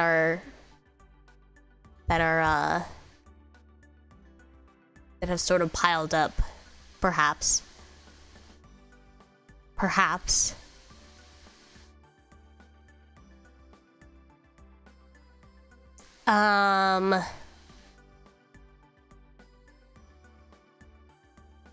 Another one is difficult to say. I would say that this is difficult, but like they both seem slightly problematic. Just worry for the daughter. Yeah, the baby. I've forgiven you for all the not cheating and not lying you've done, so you must now totally forgive me for my baseless accusations and their implications. Yeah, this one's hard to tell. Not the asshole, he was the one who overreacted to the child's skin color, which may indicate that he already has doubts about the relationship itself. Yeah, sounds insecure. Might be a little, yeah, the language barrier. Yeah, it's very clear, like, this person's, like, English is not their first language. There's more going on than just this with their relationship. Yeah, I feel like for this woman, like, there are a lot of reasons why she wants a divorce and not just the paternity test, you know. This one has a... Oh, wait. No, not this one. Was a hell of the baby, whatever the asshole. Where is it? Oh, am I the asshole? There it is. This one has a lot of upvotes, so let's read this one. Both wrong. Let's read this one. Am I the asshole for telling my family if they're going to have a 15-minute prayer before my son's birthday party dinner and lecture everyone about God to just not show up? Oop. I am a single father of 3. My family, mothers, sisters, and grandparents became extremely involved with the Christian church over 2 years ago. Okay. So much so that it has become a chore just to visit any of them since all they want to talk about is their religion. When we get together, it's never, how have you been? How's work? How are you? It's always, when are you going to join us at church? The Holy Spirit really helped me this week. Have you read the Bible I gave you? I try to now distance myself from them as much as I can and just to spend time with my kids. Last year, my mother asked if she could take my kids to get ice cream and go to the park. Little did I know it was a church-related event, and my daughter quickly called me to pick them up because a man was speaking into a microphone and people were fainting all around them and crying to God. Oh no! That was the last time I let them go with my family alone. My birthday was in April, and I had friends, family, and coworkers over just to relax and take time off, swim a little, and play backyard games. When it came time to eat my mother... Okay. Commas, everyone, are important. When it came time to eat, my mother took it upon herself to make a huge speech about how it was/is difficult raising a son that does not believe in religion, and her testimony that God is the way. I felt the ambience change and everyone got uncomfortable. After that, I tried to blow it off and continued entertaining people that were there. That's when my family brought out their pamphlets and began going to everyone and preaching to them. No! Talking to them for tens of minutes at a time. I pulled my mom to the side and told her that this is not the place nor time for all of that. She apologized and they left soon after. My son's birthday is coming up, and while at my mom's for Memorial Day, she quickly asked me if it was okay to speak to some people about the Lord.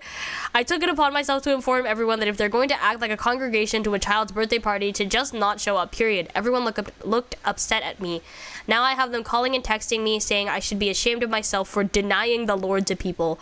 I honestly want to cut them off, to just cut them all off, because these past couple of years have been insufferable.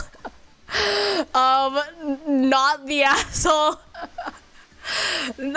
That's a pretty I feel like that's a pretty hard not the asshole.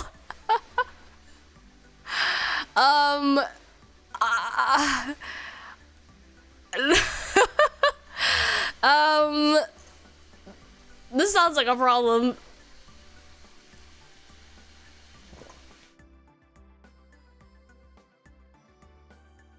That's a lot. That is a lot. Anyway, do you have a moment to talk about the Lord? Our Lord and Savior, Hatsune Miku? That's... Family needs to chill. Yeah. Ooh, that's scary. Yeah, taking the kids to a church event where they... And it's not like a church event where they're like, free food, like... whatever, because like I've walked into a church and they gave me free food one time. It was like I walked into this church when I was on vacation, and it just happened to be like this like Romanian church, and they were having an event, and they were so nice. They were like, "Here, have some food. Where are you from?" Like they were super nice. Like I've had a lot of good experiences with like churches since coming to Europe. But like there's a difference. And also she's a corporate VTuber. I am not a corporate VTuber, not anymore. I used to be part of a little group called Prism Project under Sony Music Entertainment Japan, but we are no longer under Sony Music Entertainment Japan, and I am an indie. Woo. Was it? Oh yes, free food. Oh, it's not on your Reddit bio. Oh, geez. Yeah, I actually haven't touched my own Reddit profile in a very long time. The fans are called primates. Yeah, someone tweeted, like, are we primates now because Prima Project? That was funny. No longer Smidge. We are no longer Smidge. We're cousins. We are Prima Project now. We used to be previously known as Prism Project, but... Anyway... Let's see. If it is supposed to be positive atmosphere, yeah, people seeing people cry and fade. That's like I have also been. So I had.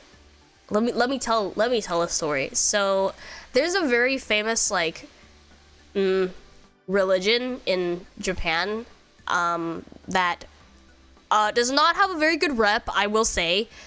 It doesn't have a very good rep, but I mean, it is what it is. There are a lot of people that are that belong to this religion, and gotta go enjoy your stream. Thanks for stopping by. And I had a friend. We worked at the same internship place. We worked at the same company. We were both interns, and yeah, Japan Shukyo. And we were out shopping one time. And she said, "Oh yeah, I'm going to my sister's like gakuensai or like school festival, the Shinzo Abe one. I don't know if it's the Shinzo Abe one. I would have to look that up. Let's see. I'm actually going to look this up because I don't know how to explain it very well in English."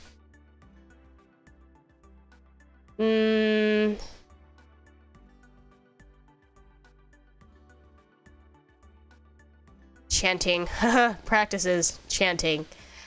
Na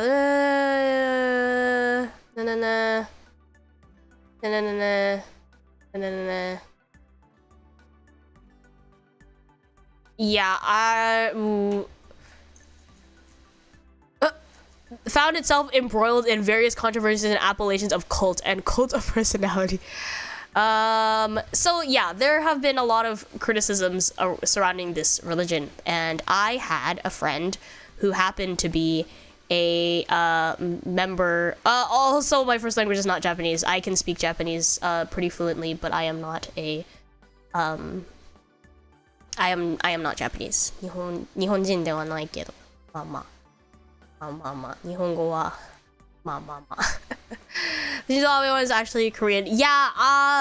Oh, is it? I don't know much about that one. But anyway, so I had a friend. She said, I'm going to my sister's gakuensai, and then we're going to an event afterwards. It's a youth festival, is what I was told, and I was like, oh, I'm a youth. And she didn't give me very much like information about it, but she did say that it was like loosely again loosely connected to religion, and she was like, yeah, I mean, it's kind of like Buddhism. It's like Buddhism-ish. There's spirituality, this and that. I was like, oh well, sure, okay.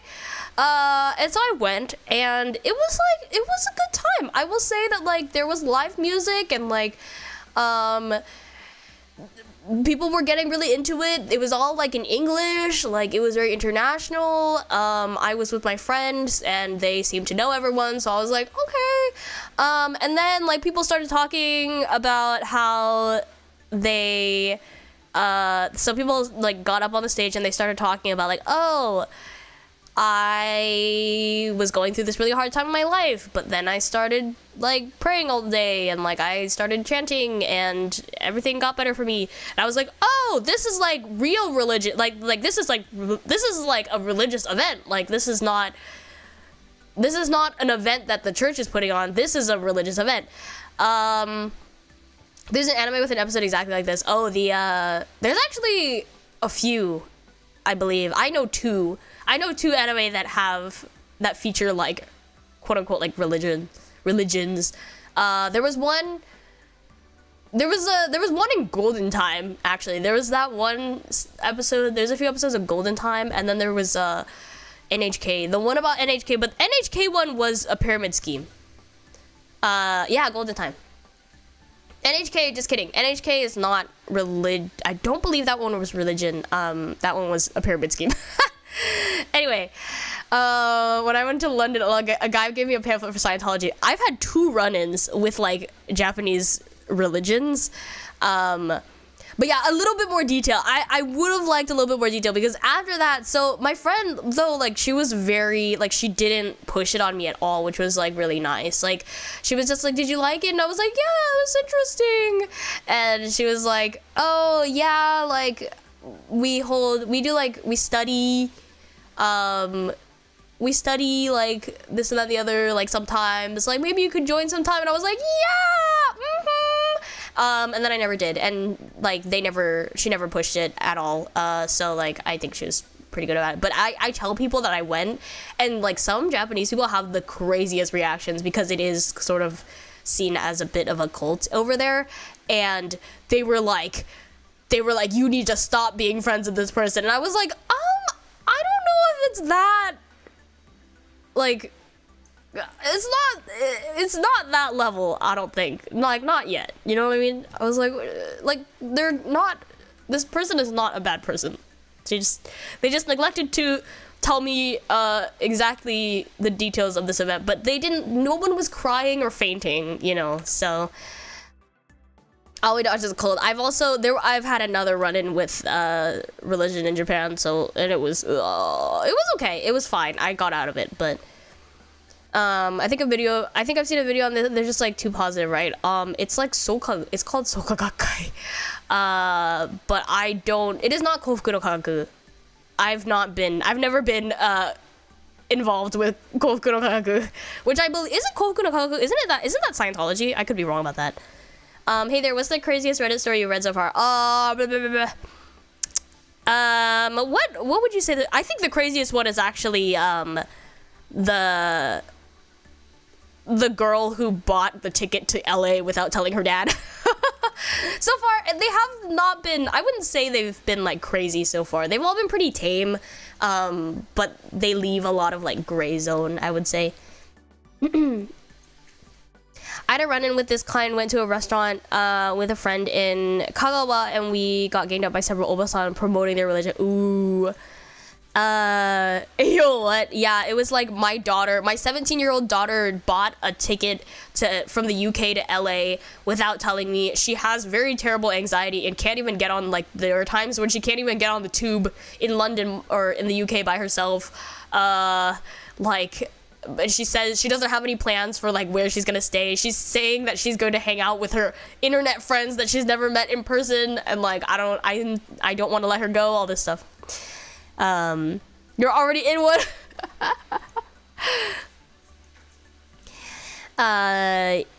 Yeah. But the current one is pretty crazy. The religion, like this guy's family got involved with the Christian church like 2 years ago, and they go to all these, they have been invading his life and like preaching about God and taking his kids for quote unquote ice cream and taking them to like religious events. Anyway, this one is pretty crazy. Anyway, so my point of that very long tangent was like there are events that are put on by churches that are very like nice, and the community is like very, you know, the communities at churches can be like the sweetest, like, and they, I don't know, there's like, sometimes there's good food, and like sometimes it's fun, you know. There's a difference between events that are put on by churches and like religious events. Like churches are fun when they aren't forcing it on you. Exactly. Like, I can imagine being a child and having people like crying and fainting and crying about God, like at this event that my like grandmother is taking me to. I would call my parents too. I'd be like, come take me home, please. Like, what's happening? Yeah, that'd be pretty scary. Have you ever seen the Fuji cult? Yeah, they're everywhere. The one that's like Mount Fuji's gonna explode. They're everywhere.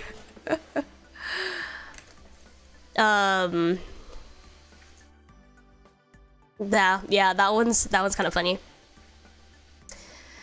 What? No, yeah, they're everywhere. It's like they just stand there and they have, it's like the same like newspaper. It's this newspaper that they give out to everyone.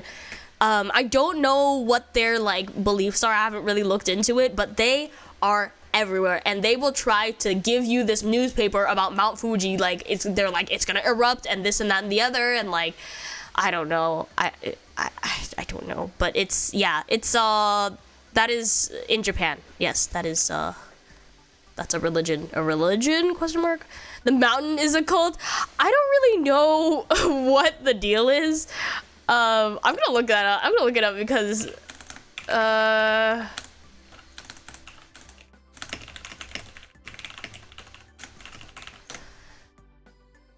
let's see. Let's see. What's with the old lady? Oh my god, this one's Reddit too. This is on Reddit. What's with the old ladies holding Mount Fuji signs near train station? It's real.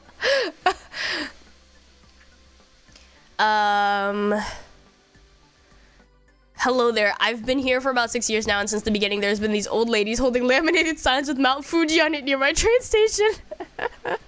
Oh no. Yeah, I've seen them kind of block the elevator to try and give their pitch to a woman in a wheelchair. I've seen a younger woman join them to hold a sign too while their kids were sitting all day under the stairs. I've seen them being absolutely pissed when an old dude said something along the lines of, what the fuck, isn't that a cult? After which they spent a good 10 minutes screaming that it's not a cult. Stop saying it's a cult. Okay, wait, so what do they believe in? Kenshokai, apparently. Oh yeah, it's this one. Holy. Let's see. You can read about what they believe here.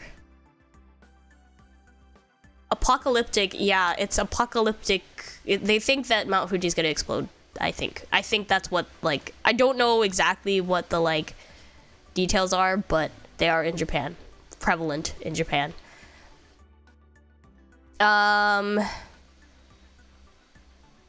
Let's see. The end is near people. Maybe? I really don't know. I've never stopped to talk to any of these people. I just know that they're there. Do they take Japan 6 2020 a little too seriously? They've been around for so long though. Like, it's kind of insane. The Fujikaze cult. Technically a cult too. What's the grift? Are they asking for donations? I don't know. I don't know. They stand there and I think they will talk to you and give you their newspapers. Yeah. I'm gonna look it up.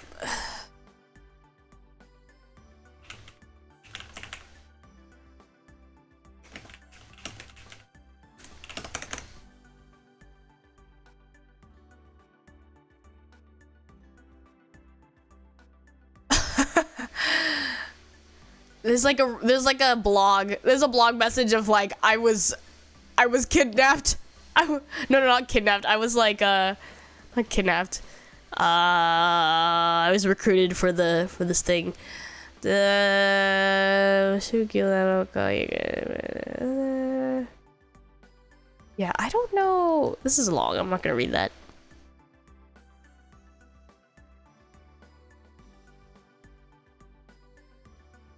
Okay, I'm not gonna read that. That's long. You can look it up for yourselves. It's called Kenshokai, apparently. Yeah. Most aren't looking for donations, but they seem adamant about preaching their ideals. Yeah. Yeah. I don't know. I don't know exactly what they believe in. Anyway, this is a thing in Japan. Let's see. Let's move on. Anyway, not the asshole. Not the asshole. I'd be very offended if I attended what I thought was a birthday party and got lectured about religion. Yep. Not the asshole. Don't let them come. You know they will not respect your wishes. You aren't denying them the Lord. You are asking them to respect the occasion they are being asked to attend and celebrate a child's birthday. Yes. Denying the Lord. Not the asshole. I would text them. I'm not ashamed, but you should be for assuming you hold the keys to heaven because no one else you encounter could possibly have their own spiritual life. Whoa. Okay. Your folks are kind of extremists who make the rest of us Christians look bad. For the sake of your kids' mental health and social life, maintain firm boundaries with your folks. OP says, I have actually went to her church a couple of times and I've met very pleasant people that just asked if I liked the sermon and if I would like to hear a good word to attend any time with no pressure. But there are some that are so over the top that if you miss one day, they believe you're committing sin. Go no contact. Your wishes are not being respected by your family. Even the Bible says that there's a time for everything. Time to cry, pray, laugh, sing, drink, celebrate. They need to be better. Cut them off so they realize that there are consequences for their shitty behavior. I go for cake too. I go for cakes and drinks. Okay, next one. We read the Jewish roommate one, read that one. Am I the asshole for making my husband choose between me and his mistress?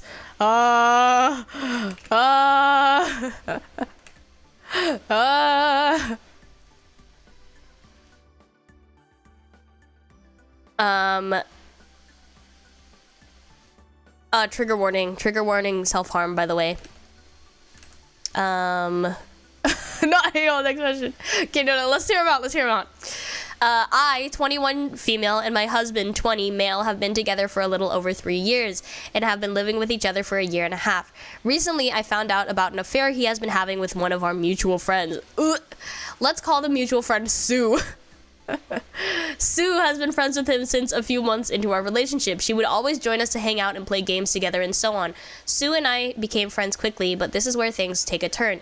She started to pull back from wanting to hang out with me or even both of us together. Sue would claim that she just wanted to hang out with the boys, even though that only included my husband, and how she didn't want to be involved with other girls as it gave her anxiety. Although being bitter about the situation, I understood and gave her the time to hang out with my husband and space away from me. Okay.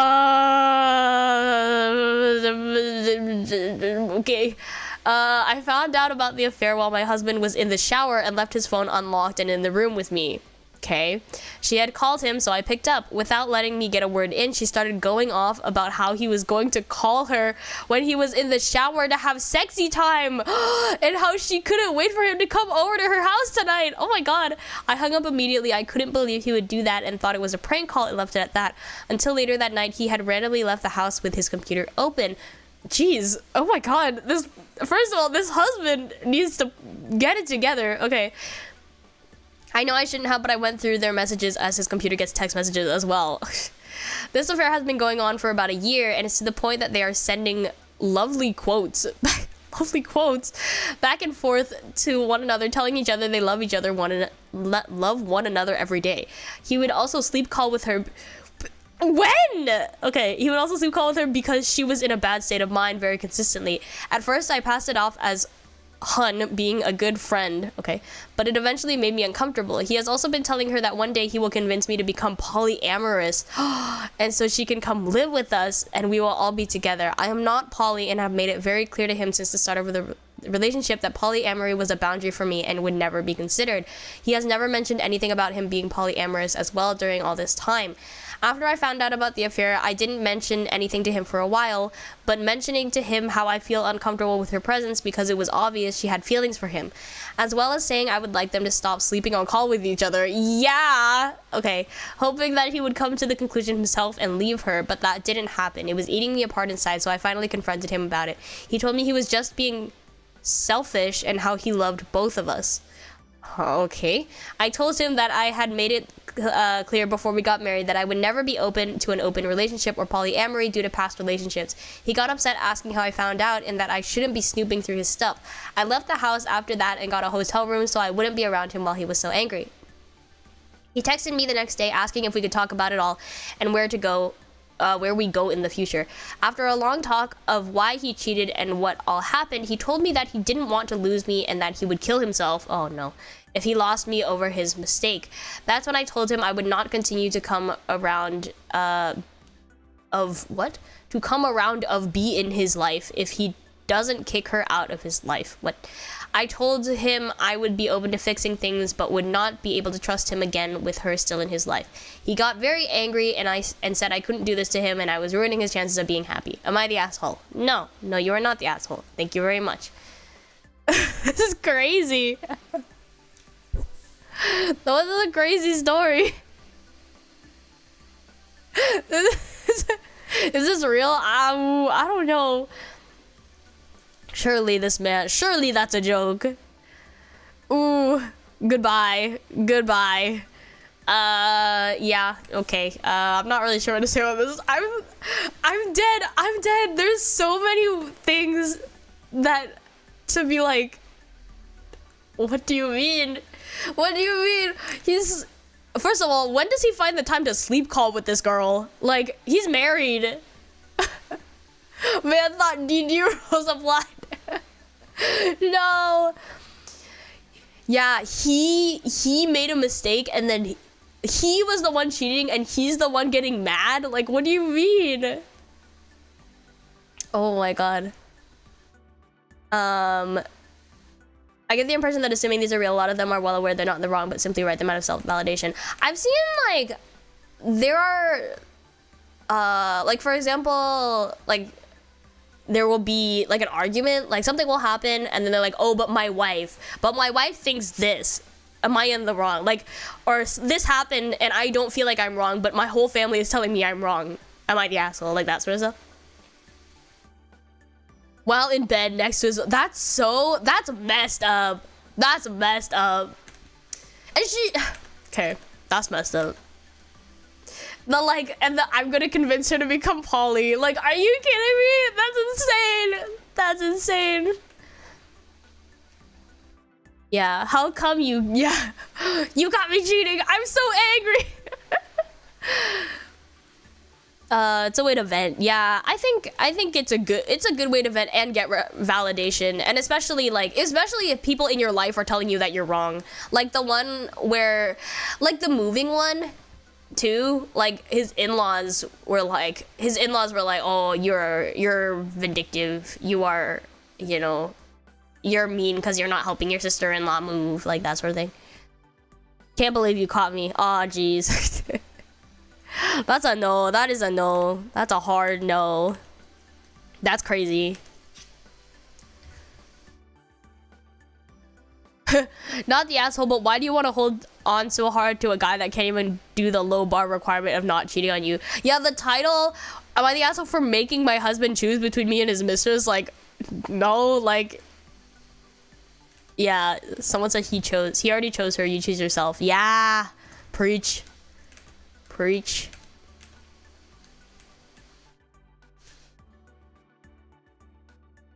The best ones on the Reddit are the ones when they're in the raw looking for validation only get dunked on. Yeah, those are funny. Those are really funny. Being loyal is like the minimum requirement. Yeah, this girl's bar is like underground. Yeah, leave his ass. Leave his ass. Ooh, this one has a lot of upvotes too. Am I the asshole for ghosting my cheating fiance? Ooh, ghosting. Oh, there's a time and place to preach.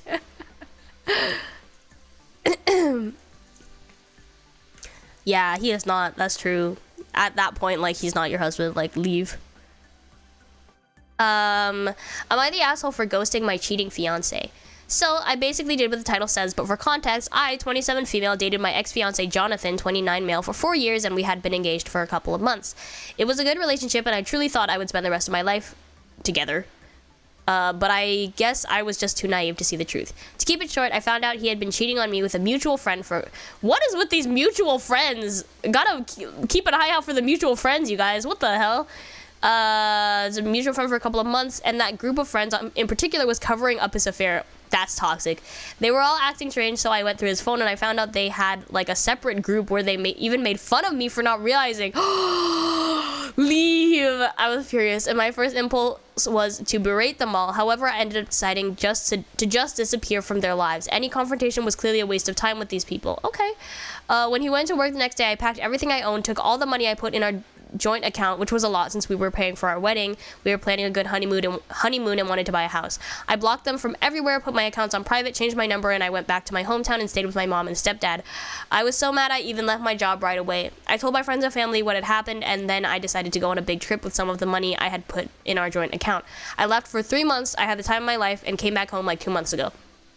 I was able to get a job here and I decided to start dating again. It's nothing serious, but I have been seeing this nice guy for about a month. I'm just trying to get my life back on track. Anyway, recently my family and friends are telling me that my ex and our ex mutual friends are bombarding them with texts on social media. They apparently want to know where I am and are asking how I'm doing, and they are saying that I was childish and I should just talk to them at least. I have no intention of this for me. It's a closed phase of my life and I literally did nothing at all. I just left. They will never see my face again or hear from me, and I told my close circle to just block or ignore them. Am I the asshole? No. No. No. Your circle of people can get you thinking in a very unhealthy way. Yeah, true. Even if you are like completely in the right, sometimes like if everyone's telling you you're wrong, like you start to doubt yourself. So, yeah, no, honestly, if anything, like, I feel like, because revenge is nice, you know, revenge tastes good. Revenge tastes good. Like, she could have done a lot of things, but, like, she chose to just, I think, like, that's really, if anything, like, you know, we say, like, ghosting isn't good, let's not ghost people, you know, but I feel like that's the most mature thing that she could have done. Like, yeah, she didn't yell, she didn't cry, or maybe she cried to herself or something, but like, yeah, a lot of courage, exactly, like, that's really big of her to do, and she took the money, took all her stuff, didn't say anything, just left, and went on a good-ass trip for herself. Like, that's awesome. Good for you, girl. Good for you. Yeah, the entire circle of friends is crazy. Ali is my new favorite Reddit reading YouTuber. Thank you. I love reading Reddit stories. That's so fun. This is so fun. Anyway. Yeah, it is like a power move. Exactly.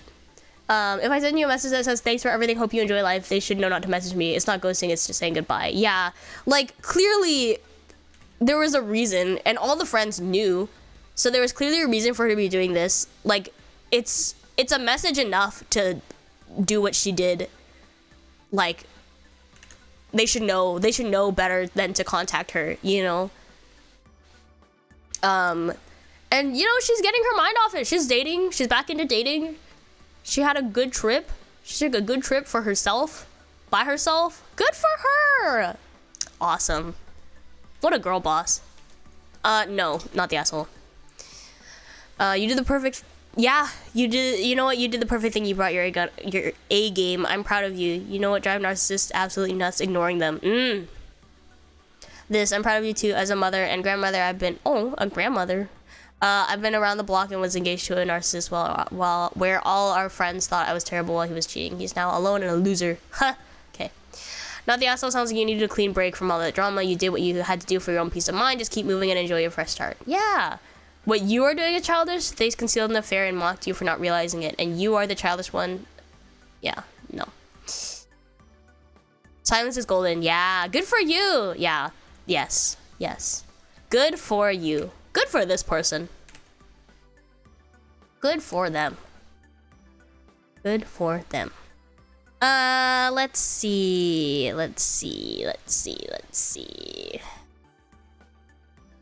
This one looks really long. Let's not do that.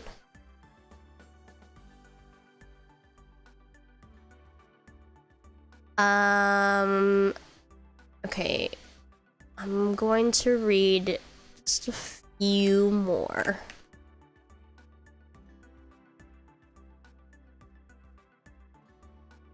I'm just kind of going down. Am I the asshole for telling my in-laws they can no longer keep our kids? Am I the asshole filtered is run by a bot that gets all the close to 50-50? Ooh! Okay, wait, maybe I'll do that. Am I the asshole filtered?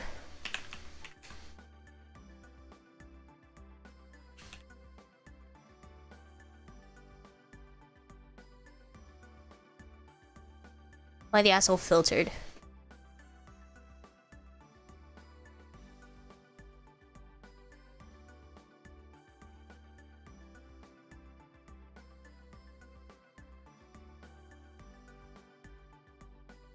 The everyone sucks tag. Hold on. Let me find 128 upvotes. Not the a-hole. Let me find something that has.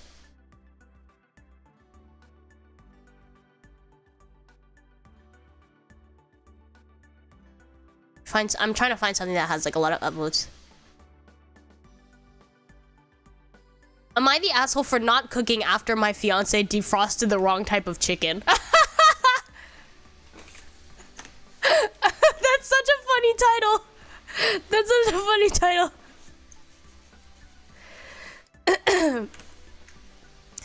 Am I the asshole? Edit because I forgot to add this part. A lot of you are tripping out asking him to help with anything when he gets home from work. The job my fiance has is very easy. His words, not mine. He openly brags about how easy his job is. Why did they not put this at the end of the post? It's all his friends. Okay, let me read this at the end. I am a stay-at-home mother. Okay, I was like, what is this? It says SAHM, and I had to think about that acronym for a second. I am a stay-at-home mother of 3. My fiance works Monday through Friday, his regular job, where he has to go to different restaurants / establishments to drop off things. He's given free food from said places every day. He's always telling me what he was given for free, so I know it's literally at least 4 out of 5 days he goes to his job. I barely get to eat during the day because the kids never let me get a minute to myself. As soon as I go to even think about eating, one of my kids starts crying or needing me. Today I asked him to get a specific type of chicken out of the deep freezer and put it to defrost so I can cook dinner. About an hour or so of the chicken defrosting, I go to the kitchen to see if it's ready to be seasoned and cooked, and it's the wrong type of chicken, after I specifically told him which ones to get out. My whole mood is thrown off. I don't even want to cook anymore, and he wants to know why I have an attitude. I just feel like he does certain things on purpose. Weaponized incompetence? Ooh, okay. Like, why can't he do anything? Wow, this person does have an attitude. Like, why can't he do anything the right way the first time I ask? Why do I feel like I can't even ask him to do a simple favor, like taking specific meat out of the freezer without having to hover over him to make sure he's doing what I actually asked and not what he thought he heard? Am I the asshole for snapping at him when he tried to ask like it was no big deal? To me, it is a big deal because it's every single time I ask him to help me do anything, I feel like he purposely does the task wrong. Ooh. The point of me bringing up that he gets free food all day is because I don't think he understands how hungry okay, how hungry I actually am when he gets home and I actually get a chance to eat because he gets to eat all day at work without kids interrupting his meals. So when I want something specific, I want that and only. So am I the asshole? For those who will say I could have gotten it out myself, yes, you're right. I should have gotten it. I should have gotten it out myself earlier in the day, but it slipped my mind dealing with the kids, and I was busy with the kids when I asked him to get the chicken from the freezer. Update: I cooked dinner and took people's advice on how to speak to him about it. Even though I have done this before, I did it again and used every type of open communication as I could and thought we were moving in a new direction. Our 2-year-old non-verbal autistic son is sick right now. Another reason I am overwhelmed and has a high fever all day. I've been trying trying to combat with Tylenol and keeping him hydrated and comfy. I try again to see if I can ask him to do one thing and see if it'll be done correctly. I asked him to get our son's sippy cup and fill it with some Pedialyte while I check him temperature again to see if it's went down any. As I'm putting our son back in bed with his sippy cup, only the top is see-through, I see milk, and I ask him, hey babe, what's in there? And he says, and sure, like you told me to put. So all of y'all calling me the asshole, absolutely not. This is purposeful. Okay. Edit, because I forgot to add this part, and a lot of you are tripping out about asking him to help with anything when he gets home from work. The job my fiance has is very easy. His words, not mine. He openly brags about how easy his job is to all his friends, and how all he does is drive and give clean uniforms and hand towels. He does not do physical labor.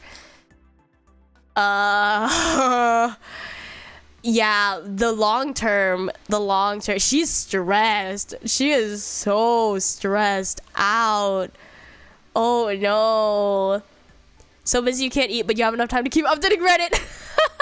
True. Okay. Believe it or not, some people do things wrong all the time. Yeah, I don't think that this is, I don't think that he is purposefully messing things up. Like, I know this. Well, I don't know this, but I can only assume this because my dad is kind of the same way. Maybe he's not this bad, maybe not to this extent, but like I know that there are people, especially like people who are ADHD, aka like me too, like who you give them specific instructions and you're like, and they're like, huh, like, and they mess it up, you know, like that's just it really do be like that sometimes. I don't think that this is intentional, because why would you intentionally give your sick son something like different than you were asked for, right? Like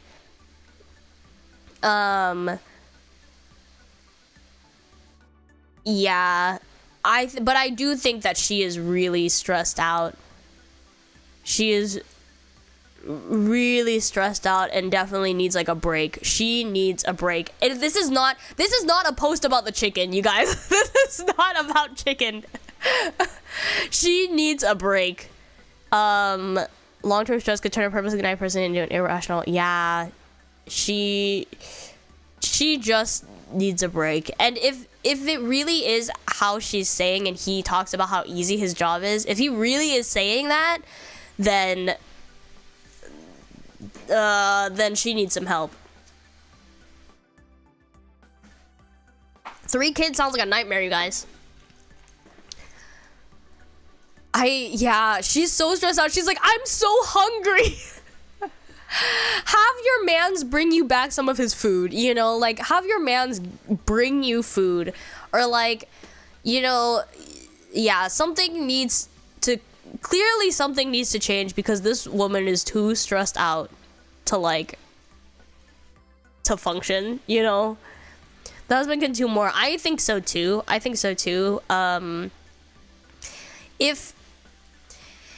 If he can't do things right, if he can't take out the right chicken, and if he can't make the right bottle, then he can go to McDonald's and bring home a meal, or he can like put a refrigerated pizza in the oven, or he should do something, like he should cook, you know, like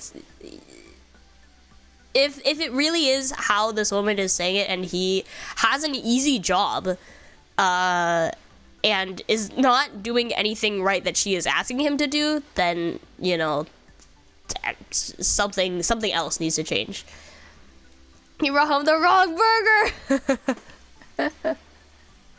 You think he would bring stuff home anyway? Exactly. I mean, I maybe he does. I don't know. Yeah, she's overwhelmed. Yeah, and it doesn't seem like he, I don't know, like maybe he's just not listening very well. Assuming that he is neurotypical, like, then he doesn't care, or he isn't listening, you know. Imagine not getting a Happy Meal. Exactly. A checklist. Yeah, a checklist. Like, they have to come up with some sort of solution. If the verbal like, honey, please do this for me is not working, then you gotta come up with a different solution, right? You should help cook, at least meal prep. Exactly. Yeah, he needs to take some of the the responsibilities. I remember my mom calling me and my dad bums, even though we're on my dad's military insurance and he makes 90K a year, because she was stressed. How much can we trust the narrator? I mean, clearly she's stressed. Clearly she's stressed, and she feels like she's doing a lot more than her husband, but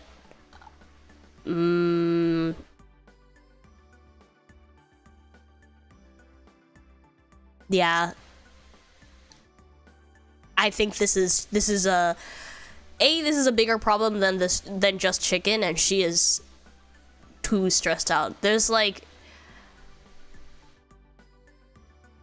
I don't know. Yeah, where's the counseling? You need family therapy. If he's neurotypical and young, I'd also have an attitude. Yeah, I would have an attitude too, probably. As for chicken nuggets and a McFlurry, they go get a filet o fish or Diet Coke. That would make me mad. That would make me mad too. As someone, like, literally, that's the worst order you could do for me, because like, I'd be pissed off. When you put it that way, that would piss me off, because you know that I don't eat fish. If this were to actually happen and I was like, oh, hey babe, can you get me some chicken McNuggets and a dessert, a McFlurry? And they come home with friggin' a fish filet-o, what the hell? What is it? Filet-o fish? I'd be like, I can't even eat this. You brought home something that's actually inedible for me. Where each spouse thinks they do 80% of the work. Yeah, and I mean, like, I don't think any relationship, like, there's no such thing as a 50-50 relationship, because you both have, like, skewed views of, like, what's happening. You always think, like, oh, well, I do this, and you don't do this, and you don't do that, but it's, like, clearly she's stressed out. I think, like, the point is not, he doesn't do anything, he isn't doing this, he isn't doing that. The point is not that. The point is that she is stressed out, you know?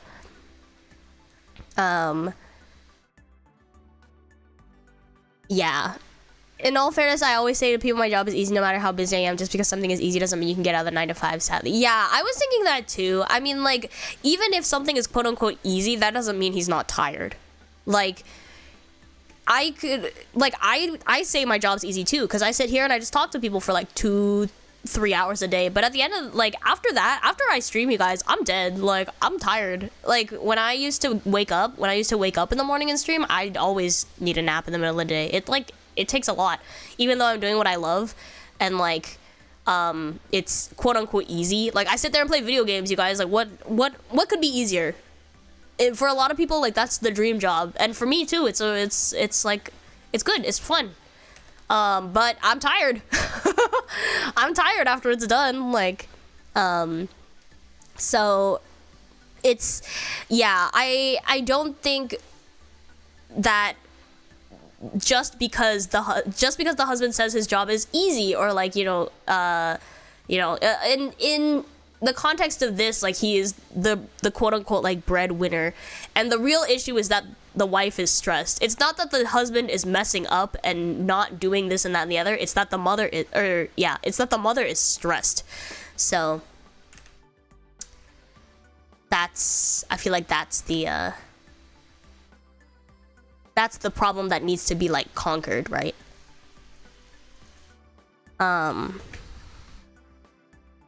Easy. Yeah, quote unquote, like, easy. Notice I'll never expect Aoi to follow my specific dinner instructions when I'm hungry. I'm not as bad as whatever is happening in this post, or whatever this woman says is happening in this post, but I will say that, like, I'm not a very good follower of instructions, and, like, I tend to, like, skip over things. Like, I literally, like, you guys, I read everything. I read all the instructions for Offkai, and then staff was like, oh, by the way, like, you could do this to make this go faster, and I was like, oh, smart. And Nita was like, it was in the document, and I was like, oh, I even read it. I read the document. But see, like, that's what happens. I'm telling you, like, that's what happens. Oh, jeez, sorry, I hit the mic. Good to see why the asshole filtered is clean. Yeah, it is. That's a good one. That's a good one. Having a work-at-home job where you stare at a computer all day can still be mentally exhausting. Exactly. It takes energy to be entertaining for a few hours. I guess so. I mean, I do talk nonstop, so. Breadwinner didn't get the chicken dinner. True. Winner, not chicken dinner. Even non-job things can be tiring. All introverts know about how talking to others for even 5 minutes is tiring. Yeah, and I'm not even an introvert, but yeah, it's true. The mother's at a breaking point. They really need help. Yeah, exactly. Like, I don't know. Like, before talking about the husband, we just need to think about what we can do for the wife. You know what I mean? You can have an easy job but still be stressed from it. I work in a warehouse that's much more lenient and easy than most, but I still hate life after every shift. Yeah, real. Mother is stressed, and it sounds like a very long-term, low-level problem that has festered over time into extreme resentment and focused on one-on-one behavior. Yeah, yes, because, I mean, clearly this is, like, for her, like, this is a recurring thing. And honestly, could be. Like, I'm like that. My dad's like that. Like, I know people who are like that. Like, who don't know how to follow instructions and, like, can't freaking, like, can't get things right. Like, I feel that. But, like, and so, like, my mom gets so mad at my dad all the time. She's like, he has no common sense. And I'm like, his brain is just wired differently. You can't get mad at him for having a differently wired brain than you. So, yeah. Not need to tell you that. I know. It's like, it said it in the document, and I was like, oh, I even read it. Anyway.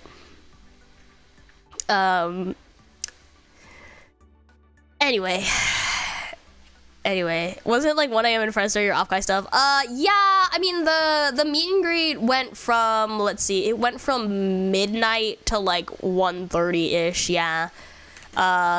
So yeah, and I had actually gotten back from London that day, so yeah, maybe I can try to like put some like oh, I was traveling, or like it was in the middle of the night for me that day, but I'm not a good follower of instructions, you guys. It's the fact of the matter, unfortunately. Welcome to my asshole. Oh, don't double assholes. I'm going against everyone, not the asshole, because you stated this happens every single time.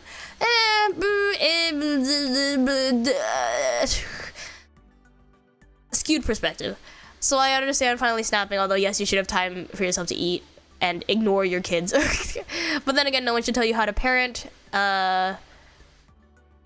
She has commented she has a 2-year-old nonverbal sick autistic child, another child, and a 5-month-old. Oh, I'm sorry.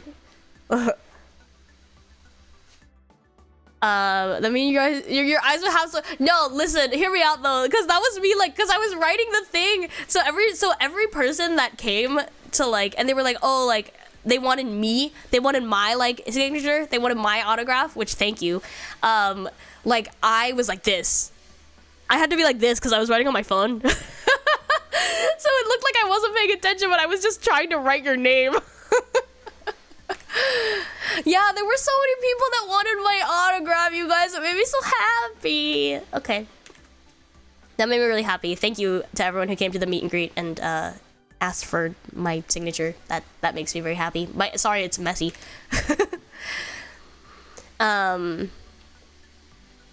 Everyone loves but yeah, that is a lot of young children. I feel bad. Sorry to that mother. My condolences. Yeah, it was fun. It was fun. And Ali's signature would be sick. Yeah, Offkai was so great about that. Like, they had the robot arm and everything. The robot arm printer. That was so cool. Your focus was appreciated. Thank you for the signature. Oh my god, thanks for asking for it. That made me so happy. Context is you could only choose. Yes, thank you for the context. There were 3 of us at the meet and greet, but you could only choose one of us to sign your card. So, she could get a babysitter. True.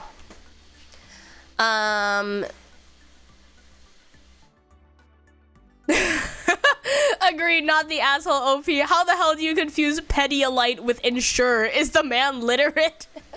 Oh my god. It's weaponized incompetence. I don't know if it's weaponized incompetence, but this person says he's not actually present but distracted. Yeah, I can see that too.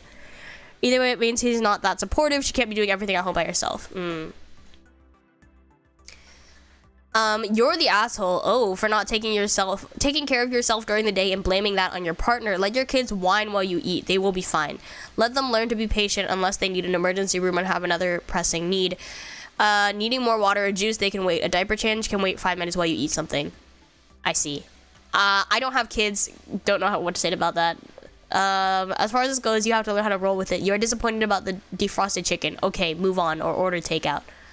I don't think it's about the chicken, though. I think that was, like, she was at her wit's end. Like, that was the last straw. Not everyone can order takeout on a whim. It may be an issue of cost or availability. Okay, true. Agree, this mama needs some time to herself. Definitely.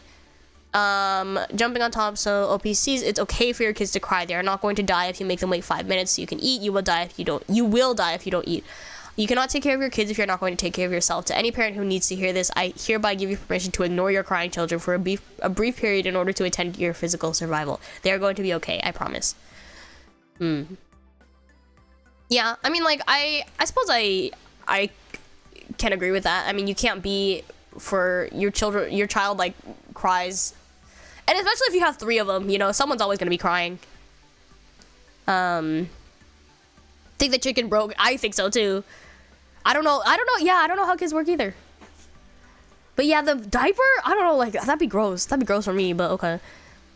Don't buy multiple types of chicken. Exactly. If you're not fine, they won't be. Yeah, that makes sense, though. Having 3 children, living off the husband's free food, I wouldn't doubt it if it'd be difficult to pay for takeout. Yeah. I would say that's probably not, it's probably not easy to just order like Uber Eats. It's like, oh, you know, like, don't feel like cooking food today, time to order some Uber Eats. Like, not everyone has that luxury, so. 2-year-old autistic son. Yeah, I was thinking that too, and he's nonverbal. He's nonverbal too, like, I don't know, it's not, that sounds like a pretty, specific situation, huh?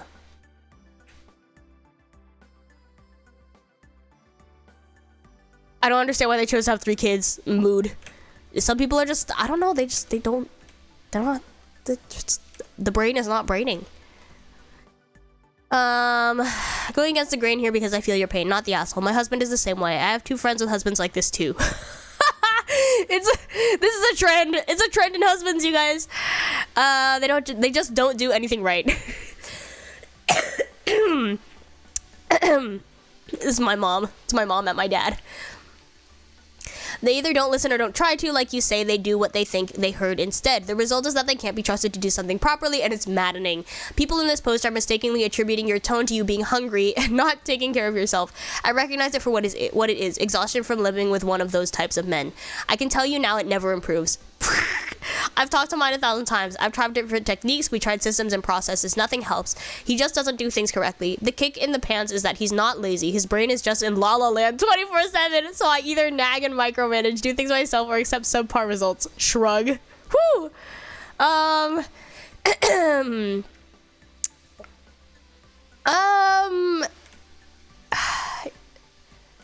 Sure.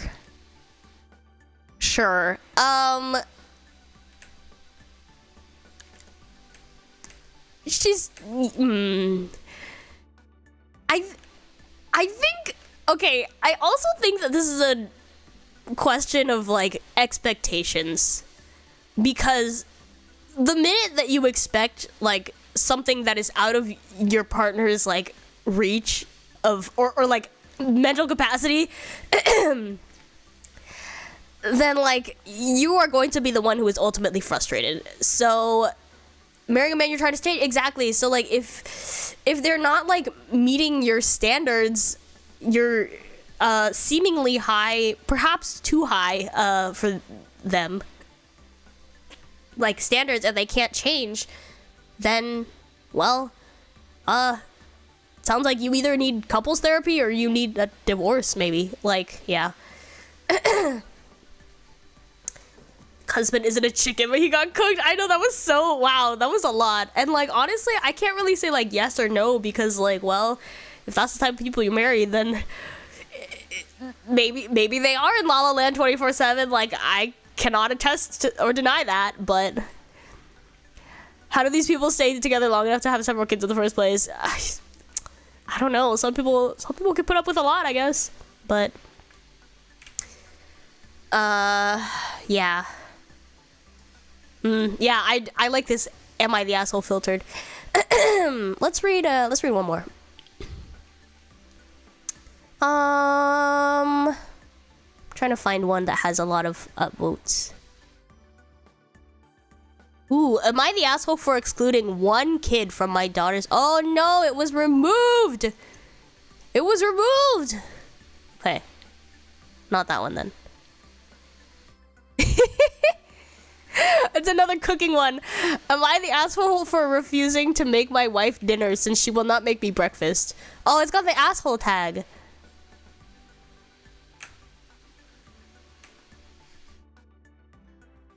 I saw that one, it was good. Aw, dang.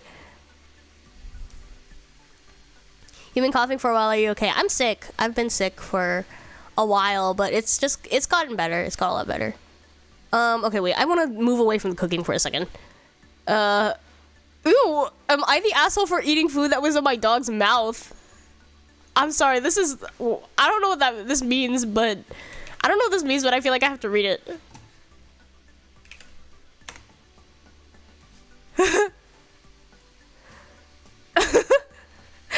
I, 49 male, have a 2-year-old border collie. He's been with me since 6 weeks old and we're practically inseparable. He's up to date on all his shots, dewormers, flu medicine, etc. Okay. Okay, my son, 28 male, and his wife, 25 female, came over and we had some barbecue. A hot dog fell off the plate while I was serving it and my dog snatched it in midair. I took it away. It was perfectly fine hot dog, so I ate it myself. My daughter-in-law was, okay, I was like, what the hell is that DIL? Okay, my daughter-in-law was horrified. She made a loud ew sound and literally had a panic attack. My son had to leave earlier because she wouldn't calm down and the party was pretty much ruined. Later on, he called me and said that my behavior was disgusting and disrespectful. Daughter-in-law is very particular about hygiene and stuff like that, and she's scared of vomit to the point of having panic attacks over it. She was grossed out and terrified that she could puke. I told my son that she was overreacting. My dog is clean and has no health conditions, much less those that can be transmitted. I wasn't asking her to finish the hot dog that was in my dog's mouth. I ate it myself. Now he's mad at me and is saying that I'm an inconsiderate asshole. My daughter, 23 female, said it's a massive overreaction of his and that he and his wife are being difficult on purpose, being snobby and assuming I live in filth because I have a dog and I let him sleep in my bed, climb over furniture, etc.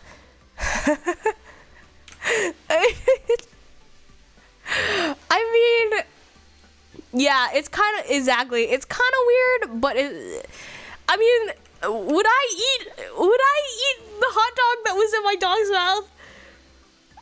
I don't think I'd eat it. I think I'd like wash it or something.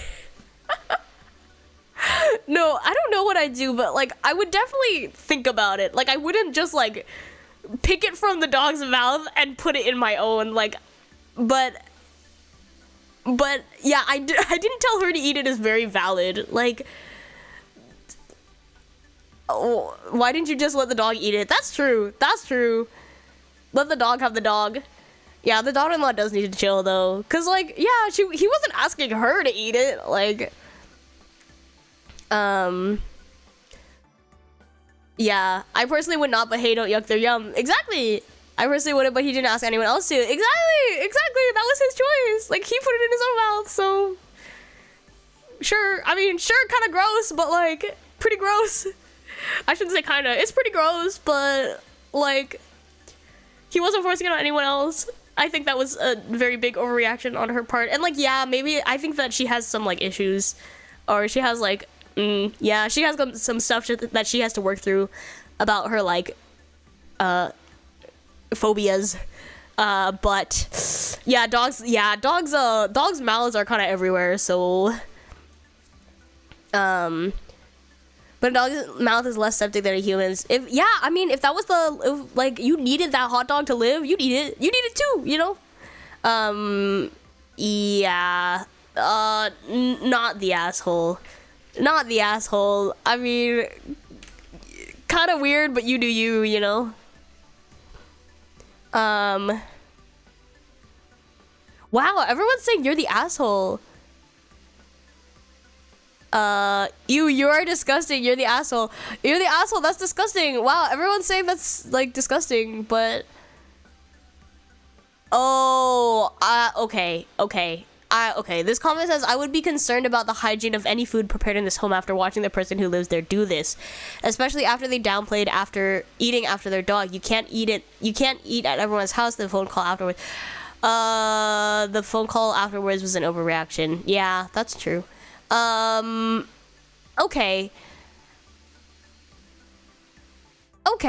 I mean, okay, sure.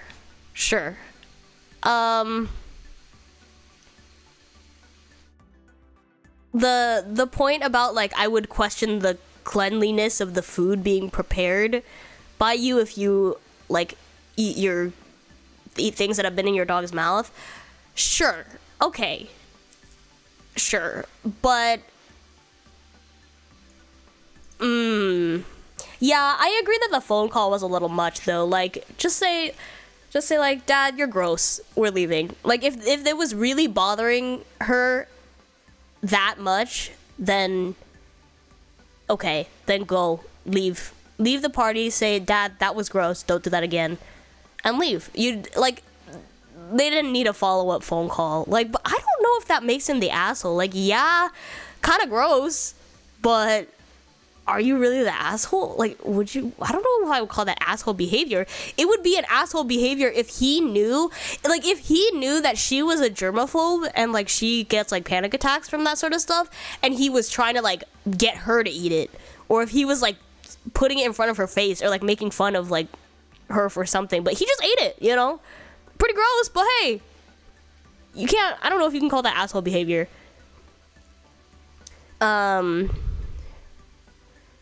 Yeah, if the daughter-in-law has any interaction with the dog, then I feel like she has no right to complain. Yeah, I mean, so does she not interact with the dog at all? Like, I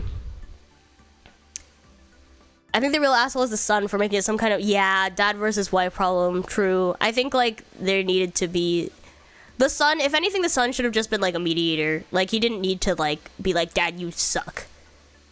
Or actually, like, acting like he poop. Yeah, I kind of feel that way too, but I know that I have a different, I think that we all have different, like, standards for what we will and will not put in our mouths. Yeah, it's just nasty. Yeah. That's the idiot son's the asshole. Yeah. I struggle to understand how the son didn't already know that his dad had this kind of hygiene cleanliness issue. The dad clearly thought nothing of it, so there must be similar acts in the past. Yeah, true. I don't know if I would go as far as to say this person is the asshole, though. It's gross, but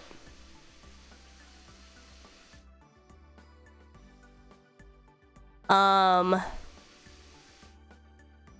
everyone's like, that's disgusting, but there are some people, people like let dogs like lick their face all the time. I'm just saying, like, maybe not like their mouths, but I wouldn't trust any food user. Wow, everyone is like, you're the asshole. Interesting. I don't know. I would not.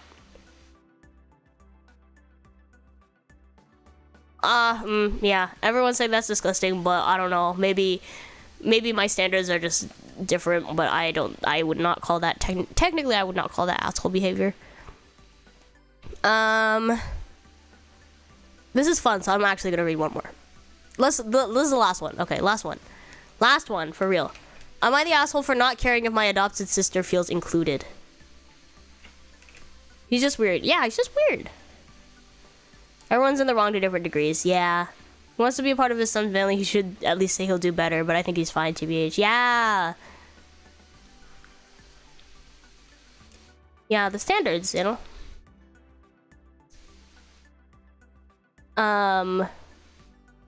Would say it's inappropriate. Yeah. Let the dog have it. When I read Am I the asshole? I always come to a different conclusion than everyone, and I get worried that my standards are different than everyone else. I mean, maybe, but everyone is entitled to their own opinion, right? Last one. Oh, 760 stories ago. This is so fun. I love it. I don't care about my dog licking my face is gross, but it's not something that I think I need to discipline him. Yeah.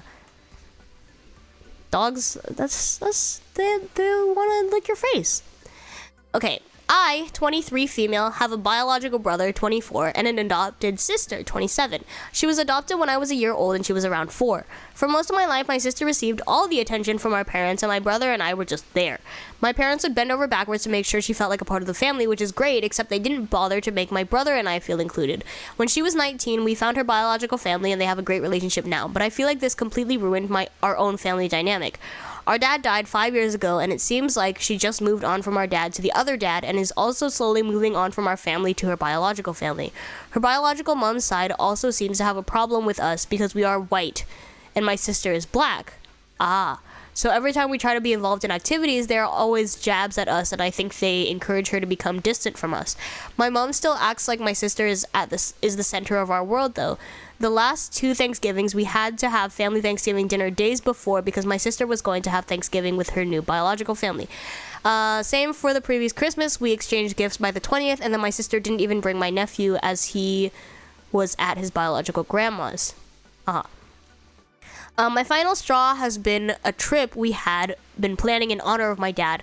On the 5th anniversary of his passing, we were going to plant an orchard in a certain African country my dad worked and lived in for years, and we visited many times. Planting this was something my dad had planned before he died and had planned it to a T, so we would only be executing his plan. We had agreed that the 5-year anniversary felt like the perfect time, except now my sister's biological sister will be getting married around the same time, not the same day, but it means my sister can only join us after the actual anniversary day. My mom says it's okay, we can plant the trees a week or 2 later, and actually said that when we plant the trees doesn't make much a difference, we'll still be honoring him, but that my sister will only ever get to attend her sister's wedding once. She says it's a week's worth of work anyway, so it's not like we were going to be done on the actual day. This made me mad, and I have told them I will be breaking the ground on the actual anniversary day with or without any of them.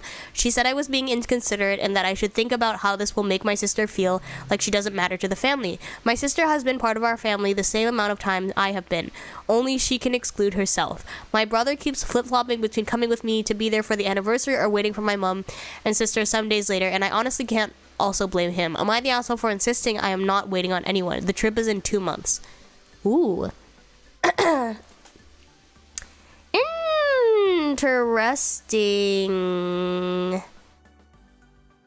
Ali is my favorite Redditor reader. Oh my god, I'm so glad that you enjoy this. This is my favorite. I love judging people. Okay.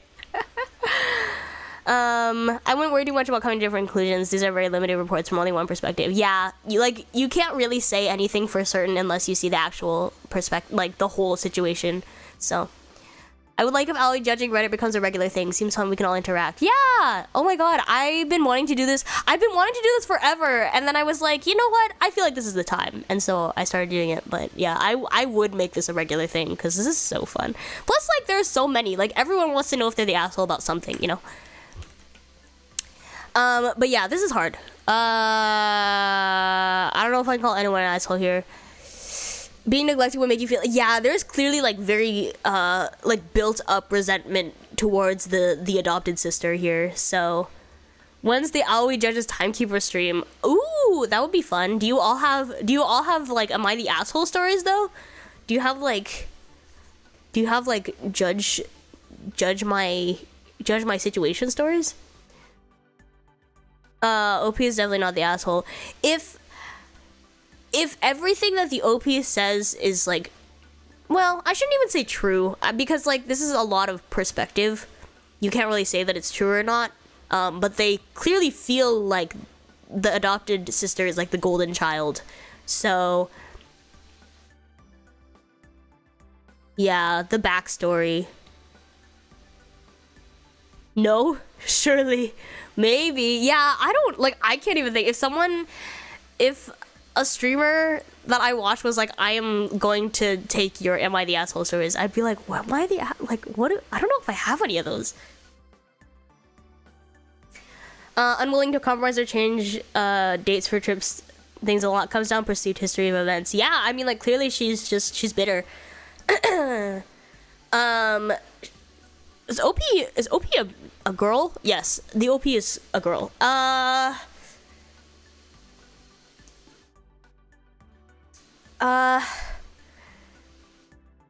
She says, so she's going to break the ground. She's going to break the ground whether or not anyone is there with her. But there's a wedding. There's a wedding. Familial betrayal, yeah. Aoi judges the time laddie stream. Also have something figured out. Okay.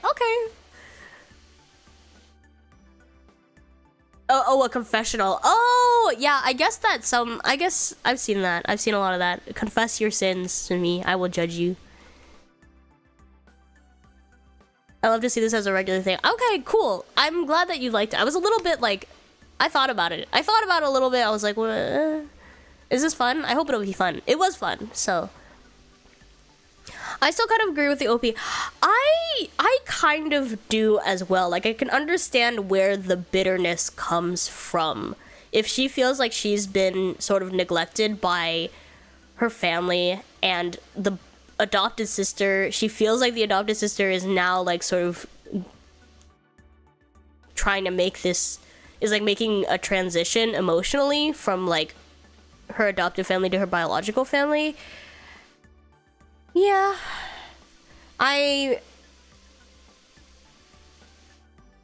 The adoption angle, yeah. I think I might lean towards OP as well. Just because, like, well, because, like, her mom is like, oh, her sister's wedding is a one-time thing.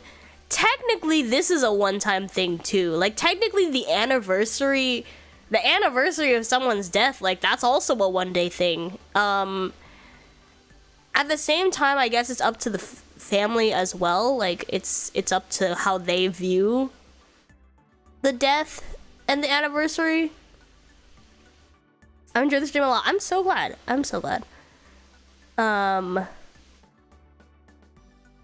Was fun. Yay. Yeah, I don't think... Yeah, can only do this once. She can only go to her sister's wedding once. Well, she can only plant trees for her dad's, like, passing once, too. Like, frankly, even though they grew up 95% of their lives, the adopted and birth siblings can still grow up very culturally different. I like to think that impacts the situation. Yeah, that's true. That's true. So where they have a wedding on the day of their father's death. Yeah, they said the day is not the same, but like the time is different, right? And it's the sister of the adopted, it's the biological sister of the adopted sister. So has been with the adopted family for how long, and it's slowly adjusting to the biological family. So yeah, it said, what did it say? The sister was adopted at 4. So she wasn't adopted as like a baby or anything, but as like a very young child. Oh yeah, okay, everyone sucks here. So ESH is everyone sucks here. Okay, I didn't know what that meant. I was like, I kept seeing it. I don't know what ESH means. Everyone sucks here. Okay.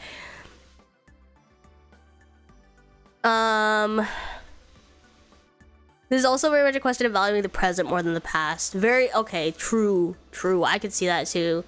Cause like she obviously has a lot of like anger that has built up over her like whole life, right? So yeah, she can make both if she makes an effort. I was thinking that too. Like if they're not the same day, something can happen.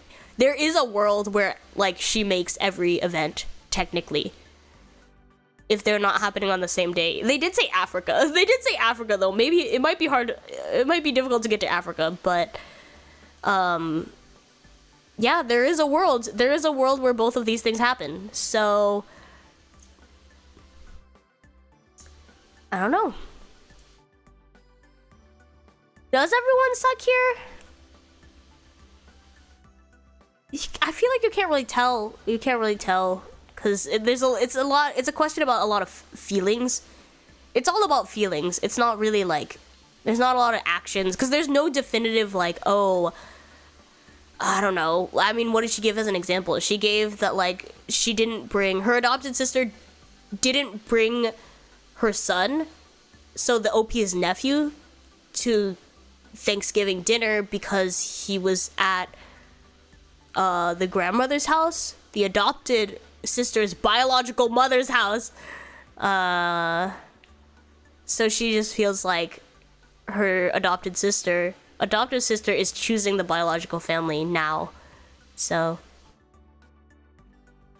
yeah, travel restraints and costs. It probably is really expensive. What if both the wedding or funeral is delayed?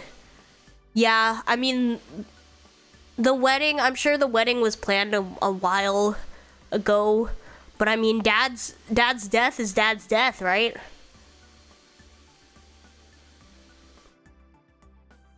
Yeah, the adoptive,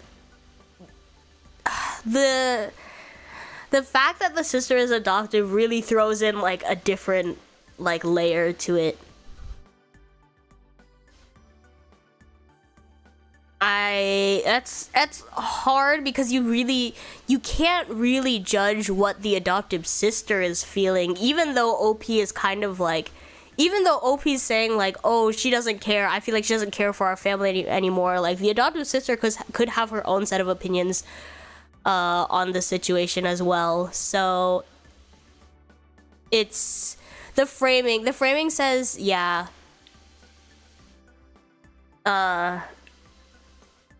that like they tried hard. They could have had the opposite effect.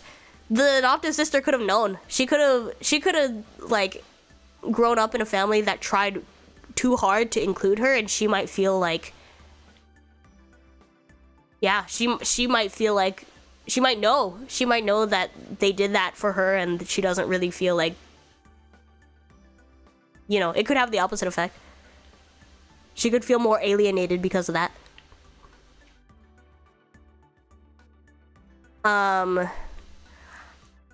But yeah, I don't think the OP necessarily needs to be accommodating. Like if OP was doing something out of spite so that the sister like couldn't make the orchard planting or whatever, then I would say like, yeah, they're the asshole. But overtly, they're not really, like, if they're saying like, they're not barring her from coming or anything, right? So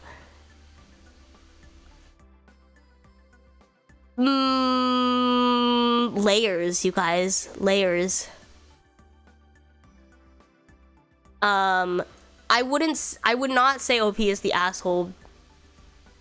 I guess the question is, would they be less of an asshole? Would they be less of an asshole if they moved the orchard planting to like a week later or whatever, so that the adopted sister could also make the orchard planting? Yes, but it also comes back to the like the ideals surrounding anniversaries and death. Like, I guess the real question is like, is the OP being stubborn about the date because she feels like the date is important, or because she wants to spite the sister?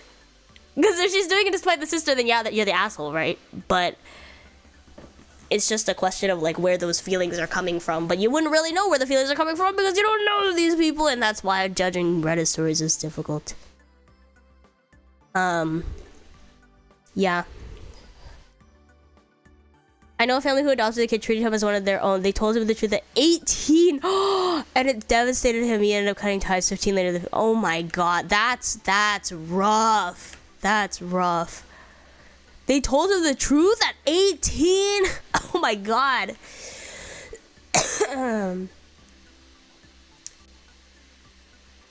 Yeah. A wedding can be planned for any day. Death anniversary is a very specific date. Yeah, I mean, so that's why, again, it might be an issue of the venue. And at this, I will say that, like, as the adopted sister's biological sister, she also doesn't have a any what do you call?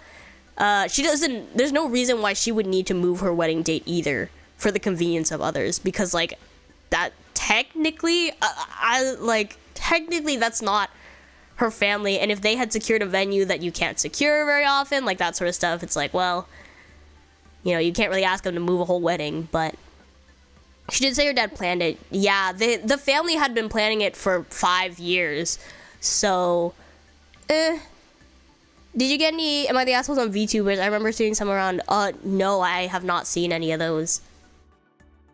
Pent up anger is looking judgmental. Yeah, it just depends on like where. I think it depends on where the feelings are coming from. If it's I am going to break ground on this day whether you can come or not because I am resentful towards you, different story. Weddings are expensive. Planting a tree can be done any day in theory. Yeah, I think that's what the mom is trying to say, because the mom is saying like we can the planting itself is going to take like a week anyway. And a wedding is only going to happen once, but we can start planting our trees any day, but the OP is saying I will break ground on this day. I feel like OP is still carrying a lot of unprocessed grief over the dad's death and is treating this as his will. Yeah, she's like, our dad wanted it to be this way. And then I mean there's the question of like, because it's like you can't ask him, he's not here. So it's hard to put words in his mouth and say this is what he would have wanted either way. So it's like the mom can't really say your dad would have wanted her to be here. Well, no, honestly, dad probably would have wanted her to be there, if anything. But you never know. You can't really say that, right? So,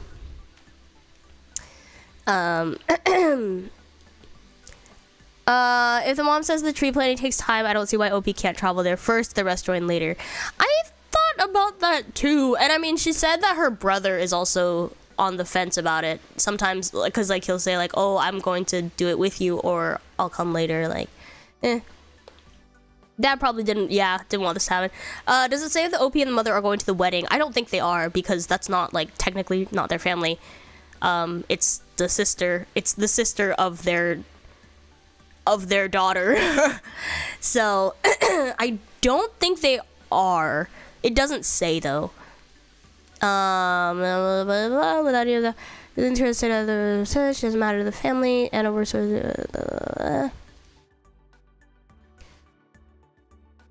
yeah, it says my sister will only my mom says it's okay, we can plant the trees a week or two later, and she actually said that when we plant the trees doesn't make much difference, we'll still be honoring him.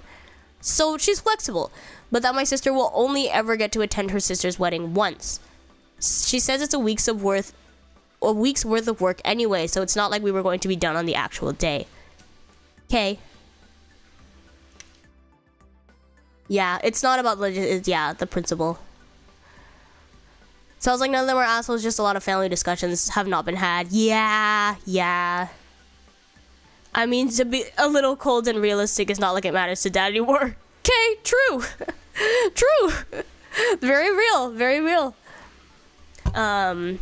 Yeah, I would also say break ground on the day, because okay, what? Hold on. Dad is chilling. It's true. That when we plant trees doesn't make much difference. She said I was being inconsiderate and that I should think about how this will make my sister feel like she doesn't matter to the family. Well, I mean, she's still going, right? They're all still going. Yeah, if they want to honor the anniversary in a way that's like, I need to break ground on the day on the anniversary, and that's what we planned for 5 years, then I would say let them do it. There's clearly other members of the family don't feel the need to do that. If your mom's okay planting the trees a week later, then she can let you break ground by yourself. I don't know. Is that insensitive? I'm not really sure, but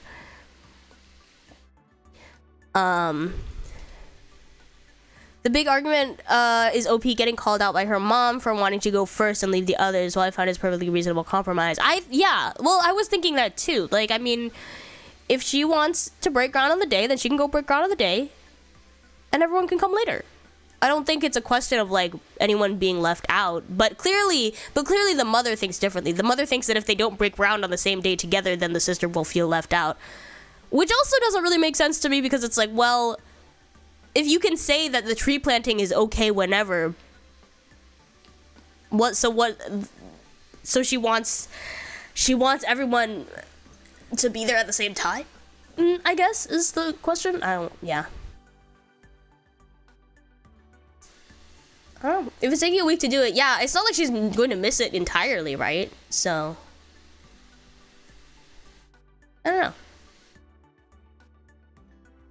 This is some solid discussion. This is some solid discussion from Am I the Asshole Filtered. I like that. I like this. I like Am I the Asshole Filtered. Okay, but I'm also gonna stop because it's like almost 10. It's almost 10 and I've been reading Reddit stories for like 3 hours. What a good way to pass the time. She just wants to honor the dad. Yeah, if that's what she wants to do, she should do it though. I think that if like that's the reason why, because she feels the anniversary itself is important, and if she feels that's important, then she should go do it, you know? Oh, what else do the comments say? You're right, I didn't even think about the comments. I think I get it.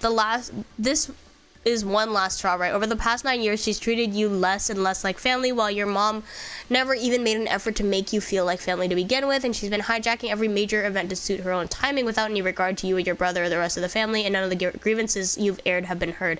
This isn't about her going to a wedding and joining the rest of you a day too later. It's about your mom trying to make all of you postpone, despite the significance of the planned start date. If the work won't be done for a week anyway, what's the difference when she comes to get her hands dirty with the planting, except that she won't be there at the beginning. A wedding is important, of course she wants to attend, but it's not the wedding of anyone important to you, so I can totally understand your frustration. It'll be okay, go on a scheduled, plant the orchard. Even if you start alone, it'll be good for you to have some time alone with the memory of your dad, so you can grieve, process in peace. I hope it makes your grief a little smaller in the process, not the asshole. I can see that. Put more thought into these than I did in my 12 plus years of school combined. I feel that. I think that is a solid argument. I mean, and we were just talking about that too. Like, if the trees are gonna take a week to plant anyway, is it that important for her to be there when they break the ground? Like, maybe not. And yeah, the wedding's important. Like, she's gotta go. Like, she wants to go and she should go, but there's no reason why you should change the date of something that matters to you to match the date of something that matters to someone who you are not close to. Like, they're technically not, they're not friends. I mean, they could be, they're connected somehow, but it's like they're not friends and they're not family.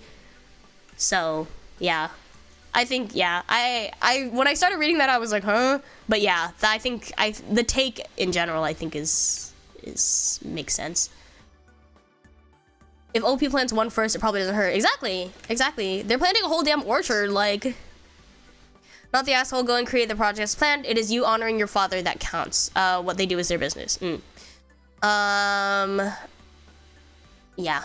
Not the asshole for how you're feeling. It sounds like you've built up years of resentment, and considering your adopted sister seems to have gotten 2 families and you and your brother the scraps of only one, I'm sure is super hurtful. Have you ever had a deeper conversation with your mother about how this is all impacting you? Might be good to put it out there, and if it doesn't work out, maybe consider putting distance between your mom and sister and yourself, and some therapy to unpack it all. Perhaps ways you can remember your father together and then start putting yourself first. OP says no, we've never really had any deeper conversations except maybe when we were younger. My parents would always tell my brother and I that we were lucky that we never went through foster care like my sister when we tried to question why she got special treatment, but that's as deep as it ever got. There's a lot to unpack. There is a lot to unpack. Not the asshole, you all made a plan, you felt honored. Your dad, and if they no longer wish to attend on said date, that's their decision. You don't need to bend over backwards for someone who clearly has shown zero respect to you and your family. Not the asshole. It's good to leave the ball in their court. I'll be there on the anniversary. You have 2 months to make your decision. Let me know your plans so we can meet there. Leave their arrangements to them. Do not sponsor a lovely vacation for people who may try closer to the date to arrange things behind your back. Make sure you're lead coordinator for everything so they can't meddle. Not the asshole. Chances are something will come up and she'll change her mind and not go at all. Tell mom that it's okay if she wants to wait for her sister since she's the only one mom ever cared about anyway. Woo! Let brother make his own choice. Go and continue with your plans. Mom wanting to change plans is not only disrespectful to you, but all those in the other country who have been helping plan this on their end. That's true. They're planning a whole orchard. That was my thinking as well. OP says, that was my thinking as well. We have communicated with people there already and they would be expecting us on that certain day. It feels a little disrespectful to tell them to wait. Yeah. Real. That it's not just them. There's other people that have to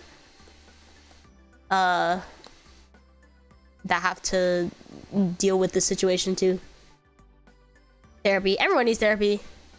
But it gives the most emotionally charged advice. I mean, yeah. I mean, especially people who read the stuff and they relate to it as well too, I think. And at the end of the day, these are all, it's all we have to go off of is emotion, right? So.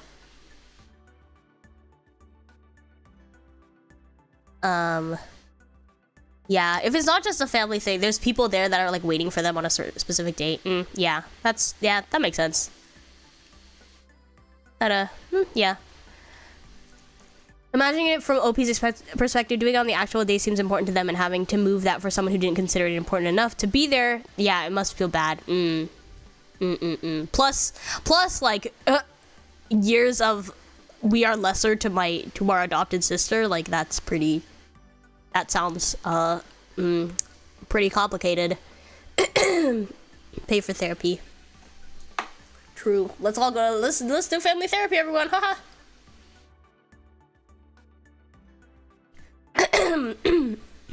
Because clearly, I think that sister also has like her own feelings towards. She has to have some feelings towards like her adoptive family and the way that she was raised as well. But clearly, that's not been talked about. So, Tokimori therapy. Let's go. Timekeeper group therapy stream. Okay, everyone, go around, state your names while you're here. Group therapy. Maybe someday, you guys, I might have to run group therapy sessions. That's gonna be crazy. Anyway, thank you for joining me for this group discussion. That was so fun. I'm gonna read some donations. I think I got a donation, so let me read that before I go. I'm streaming Doom tomorrow. I'm going to try to stream Doom tomorrow. We'll see. We'll see how it goes because I'm not sure if my computer will handle it okay, but we'll see. We'll see. Lavender for Sister does yeah, it's one of those things. Have you seen those? The ones where like they like someone IRL like finds the post and they like tell the other side of the story? Those are crazy. Doom? Oh, what did I say? Doom? Yeah, I'm at Hades. Why did I say Doom? Doom, I meant, I think I was thinking about Doom because I just finished my book yesterday. I finished Tomorrow and Tomorrow and Tomorrow yesterday. The book that I was reading. And they talked about Doom in that one. That must be why. Sorry, I don't even know what Doom is. I never played it. And yes, I'm playing Hades. I'm playing Hades tomorrow. I'm not a gamer, so anyone who's here for like the first time or like haven't or isn't very familiar with my streams or came from like Offkai or something, and you're like, oh wow, I always gonna game tomorrow. Please don't expect anything. I don't game. I am not a gamer at all. So, we'll see how that goes tomorrow. I started it. You did? Oh my god, tell me how you like it, because I just finished it and I liked it. I bought it when I was in London. I bought the physical copy. So, do you have fun playing games though? Sometimes. Sometimes. I drop a lot of games though because I'm like, okay, I'm tired. The games that I've like really enjoyed playing, I loved Cult of the Lamb. I have a lot of hours on that. And when I played Papers, Please, I really loved Papers, Please. So those are my those are my games that I've like really enjoyed. Gory FPS game. We have video evidence. There are some moments where I pull out some weird like gamer skills from the back of like my brain or something, but but no, in general I am not a gamer. How was Spirited Away? It was so good. It was so good. Wow. It was so cool to see like the original, not the original, but it was so cool to see like the Japanese cast as well. That was awesome. Very, very cool. And definitely all the stars like aligned for me because my cousin had had an extra ticket from someone who like bailed on them apparently. And so I got to get really nice tickets. It was great. Did you get this controller? I still need to order the controller. I just got my bank things figured out for Throne, so I just got the money from Throne. And for some reason, Throne did not want to order me that controller, so I have to order it myself. So I will do that.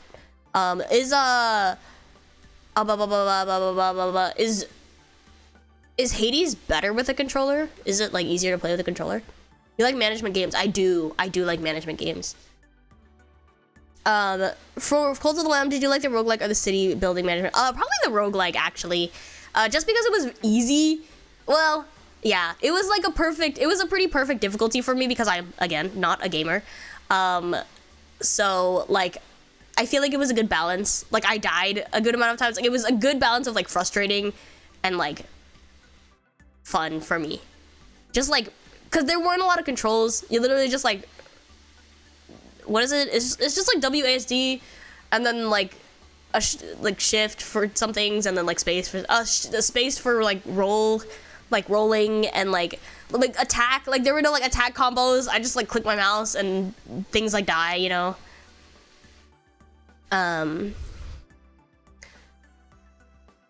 Ollie likes roguelike. I do. Better with the controller. Subjective. Most people find it easier with the controller. Okay, good to know. So yeah, I'll get the controller. I'll just do it with mouse tomorrow, and then I'll buy the controller. I'll buy it off of my Amazon so it comes quickly as well. Oh, how was Heather's again? Oh, Heather's. Heather's. I've actually never seen. Oh no.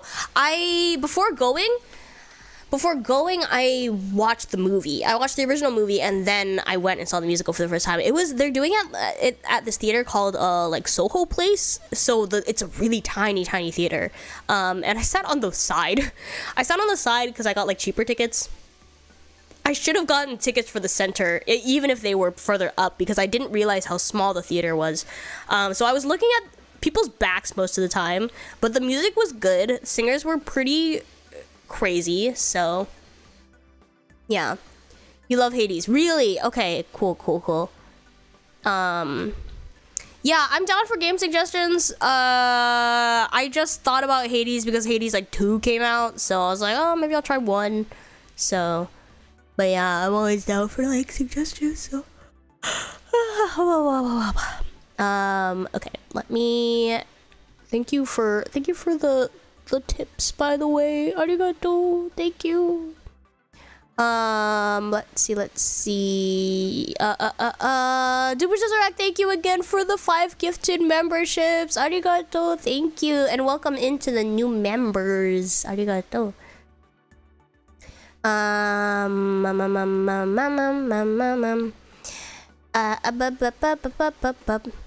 Conrad said for next year, off-kai registration fund or something. Thank you so much, Conrad. Hopefully I can get to off-kai next year in person and get turned with everyone in person. That was so fun, you guys. The concert, the crowd's energy at the concert was so cool. And the meet and greet was so fun. I love meeting everyone. And then our panel was super fun too. Like the crowd, they had a lot of really good energy too. Like they kept cheering and like they were super chill. It was so fun. So EB Cat, did I yawn? I didn't even notice. Thank you so much, Conrad, for the donation. Arigato. Hyper Epsilon says, great work at Off-Kai Aoi Tokimori of Prima Project Cosmia. Yeah, here's your portion of the ticket price. Thank you. Oh my goodness. The ticket price? You mean you mean the meet and greet? Thank you. You say Mr. Music? We did. Your script reading was funny. My script reading? I didn't get the meet and greet sadly. Oh, for the concert. Oh, thank you. Wait, was the concert ticketed? No, right? Wait, was it? There's a copy. Yeah, go watch the VOD for the concert if you want to see. It looks oh, someone got an Aoi print, you guys. Eee, I'm excited. I also got an Aoi print. I made my friend go buy me an Aoi print, so aw, yay. The concert was not actually. Oh, okay. It's part of the con ticket. I see. It's common super chat. Oh, so it's. I guess I should have known that. I wasn't sure. I just wasn't sure what was ticketed off-kai and what wasn't. I didn't get it. I was just there. I was just vibing, you guys. But yes, go watch the VOD, you guys. And thank you so much for the donation. Arigato. And Dingo says Prima Love. Prima Love? Question mark? Prima Love? Yes, Prima Love, everyone. For those of you who weren't here at the beginning of the stream when I talked about it, ex-Prism Project members are now going under the very loose group name of Prima Project. So I think that most of the time I'll still be referring to myself like I'm part of Cosmia, but when I do refer to girlies plus June who were previously in Prism Project, I will probably start using the word Prima.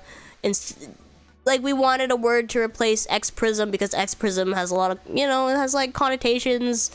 X-Prism just doesn't sound as good. So I am a Prim agent. Exactly.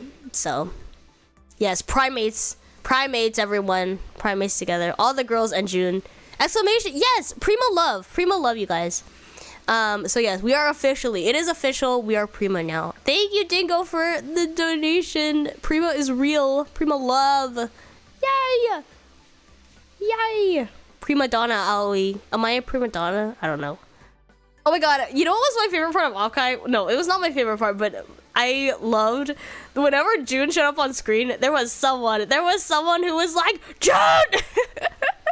In the crowd. It was so good. But yes, do we have a raid? Oh my god, it's Mishiki. Thank you so much for the raid. Welcome in. Hello. Thank you for the raid. Yeah, the one person at Off-Kai, June. I love that. I was just doing a final talk about Off-Kai again. I've read all my Reddit stories for the day. Shiki from Prima Project. But yeah, it was so fun. Thank you to everyone who came to Off-Kai. I hope to see you again next year. I want to go next year physically. I want to go in and hang out with everyone. Welcome Raiders. Yeah, save up. I definitely gotta save up too. Gotta get that ticket all the way to California. It's a wild, It would be so fun. You guys. I'm hyped for the new venue wherever it is, as long as it's not Sacramento. I have no idea where anything in California is. I just know that San Francisco is NorCal and Los Angeles is SoCal, and that is all I know. So, Prima takeover next year. I hope that we can do some stuff. Do some more stuff next year. Can someone tell me who the next Prima member that is going to be streaming is? Because I know that you guys just got here, so thank you very much for sticking around and chatting, but I am going to actually send you off now too. We've read a lot of cool Reddit stories, really fun. Reddit stories today. So if you are interested in hearing my not so hot takes, please feel free to check out the VOD. It was a really good time. I think I might make this a more regular thing. Listening to Reddit stories, I listen to people read Reddit stories all the time. That's what I do when I cook. Every time I cook dinner, I'm literally just listening to Reddit stories. So I'm glad that I got to do this, and I hope I can make it a little bit more of a regular thing. And it's very, like, it's cool because there's a lot of chat interaction as well. So Raidception. Okay, cool. You're not in 17. Whew. What is Nia has a? I don't think Nia has a room up. Yeah, I don't think she does either. Normie, are we doing Normie streams? Yeah, this is very good. I feel like reading Reddit stories for me is a very like good on brand sort of stream because like as a normie, you know. There wasn't any Subway Surfers to go along with it, but still a pretty good stream. Maybe I need to start playing Subway Surfers while I get like the voice, like a Siri voice to read Reddit stories to me. Text to speech. There you go. I just use a text to speech while I sit here and I play Subway Surfers. Mochi Kitsune, thank you so much for being a member for 21 months. Arigato, that's a lot of ones. Thank you. If you discovered Ali and Offkai Checker karaoke's, yeah, oh my goodness, I thank you for plugging that for me because I didn't have the mind to plug it myself. Yeah, my content on YouTube consists of me sitting here and talking for long amounts of time, or I sing a lot and I make lots of covers. I shouldn't say I make lots of covers, but I have a lot of them because a lot have accumulated over the past like 3.5 years, so you should definitely go check them out. I put like my heart and soul into them, so yeah, go check out those and my originals and Cosmia original as well. It's pretty good. Till you fall asleep, go stream it, Spotify. Yeah, I sing sometimes. I sing a lot. I talk a lot. And sometimes we have cool conversations like today, so I'd pay money for an Aoi text-to-speech voice. How do you do that? I wonder how you make like a text-to-speech voice. I would do it if it's not too much effort. You think? Oh my god, I don't know. Sometimes I try. Always good at talking. We like talking about food a lot. We do. I love talking about food because it's not controversial. The most controversial it gets is when people like have like really strong, I don't know, people have strong opinions about like pineapples, people have strong opinions about like a lot of things, but you know, talking about food isn't gonna never hurt anyone. So thank you for all your hard work, Aoi. Thank you guys. I could not be doing this if it were not for you. So Aoi singing is amazing. Go listen to it now or else. Thank you. I'm glad. I'm very glad that people like my singing. Thank you. We had lots of deep and meaningful talks. Like, I feel like these Reddit stories, they really make you think, so. Member streams are the real content. That's true. I get a little unhinged in my member streams sometimes, so if you care or like want to know what's in there, you can join membership. Tier 2 and above get access to unarchived streams, which are just mostly karaoke's, but they're a good time, so you could do that too. Milk or cereal first? Oh, cereal first. I actually don't eat a lot of cereal, but if I were to eat cereal and milk, if I were to eat that specific combination, I would put the cereal first. There are voice synths where you can feed your own voice samples and use a Vocaloid. Oh, like Utau or whatever. I used to have an Utau a long time ago, so that was fun. Also, Demon Warrior, thank you for being a member for 25 months. Arigato. These kind of streams are nice to bond with Aoi. She's one of the boys. I am one of the boys.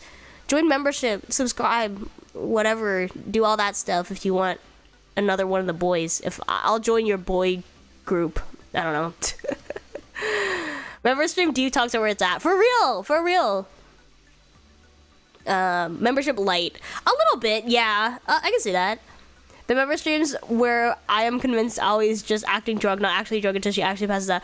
Oh my god, no, I'm actually, no. My mom says that all the time. She's like, do you actually drink when you stream? And I was like, I mean, yeah, because like, that's not fun if you don't. And then she's like, you could just pretend. And I was like, what's the fun in pretending? Might as well not pretend at that point. Bowl, then cereal, then milk, true. Bowl first, sorry. Yeah. And Dingo says, make sure y'all like, subscribe, and click the bell to get the best yapping content on the internet. Oh, we love. Thank you, Dingo. Yes. I don't know if I'm the best, but this is some of the most abundant yapping content. This is the most yapping you will ever get in your life, probably. So, like, subscribe, click the bell. Thank you for the membership milestone. You had new Tau a long time ago when I was like 14. Aoi love broke. I want my money back. No! Oh my god. If you do milk first, you can slowly add the cereal. Oh, that's pretty big brain, actually. I might... Actually, that's really smart. True. Aoi will be number 5. Boy number 5? Tokimori might as well tell her to just pretend to like alcohol. Exactly. Like, what's the fun? If I'm going to pretend to be drunk, I might as well not be drunk. Well, no, wait. If I'm going to pretend to be drunk, I might as well not pretend at all. So, anyway. And Duvidirect, thank you for the membership milestone as well. Thank you for the 25 months. Have confidence in the yap. The yap. I have the yap, whatever that means. That's what I say to everyone, though. Like, everyone I meet, I'm like, oh, yeah, like... Sometimes, like when we get to know each other a little bit, I'm like, oh yeah, I just have to say that like I'm a yapper, so. Milk first, then bowl. Milk first, then bowl. You just like your bowl is just like floating on a sea of milk. You might be an alcoholic. Yeah, that's not me. What are you talking about? The 7 p.m. yaps hit. Honestly, me every day, you guys. Starting at 6, we are yapping. It's usually 6, but today was 7. We are yapping. We are yapping until we can yap no more. Okay. Anyway, I yapped too much. I yapped for an extra like 15 minutes after the raid came. Anyway, you guys, thank you for coming today. I love you a lot. I love reading Reddit stories a lot too. So I hope that you all have a wonderful rest of your day. I'm going to be playing Hades tomorrow. Hades, not Doom. Hades. At 6 p.m. CET tomorrow. 6 p.m. CET tomorrow is 9 a.m. PT. So yeah, come and hang out. It's a good time. It might be a little bit crazy tomorrow. Don't know what Hades is like, but I'm excited to find out. So, and if it doesn't work, we'll be yapping some more. If for some reason my computer freaks out and can't play Hades, then I will be yapping, so come for some yaps. Thanks. Oh, we good to have you back. Oh my god, yeah, I'm not sick anymore and I'm not traveling anymore, so yay! Alright. As always, thanks for the fun chill stream. Otsawari deshita. Otsawari. Thanks, guys. I love you lots, and I will see you again tomorrow. Bye-bye! It's time to game tomorrow. See you later. Thanks for reading Reddit stories with me. Bye-bye!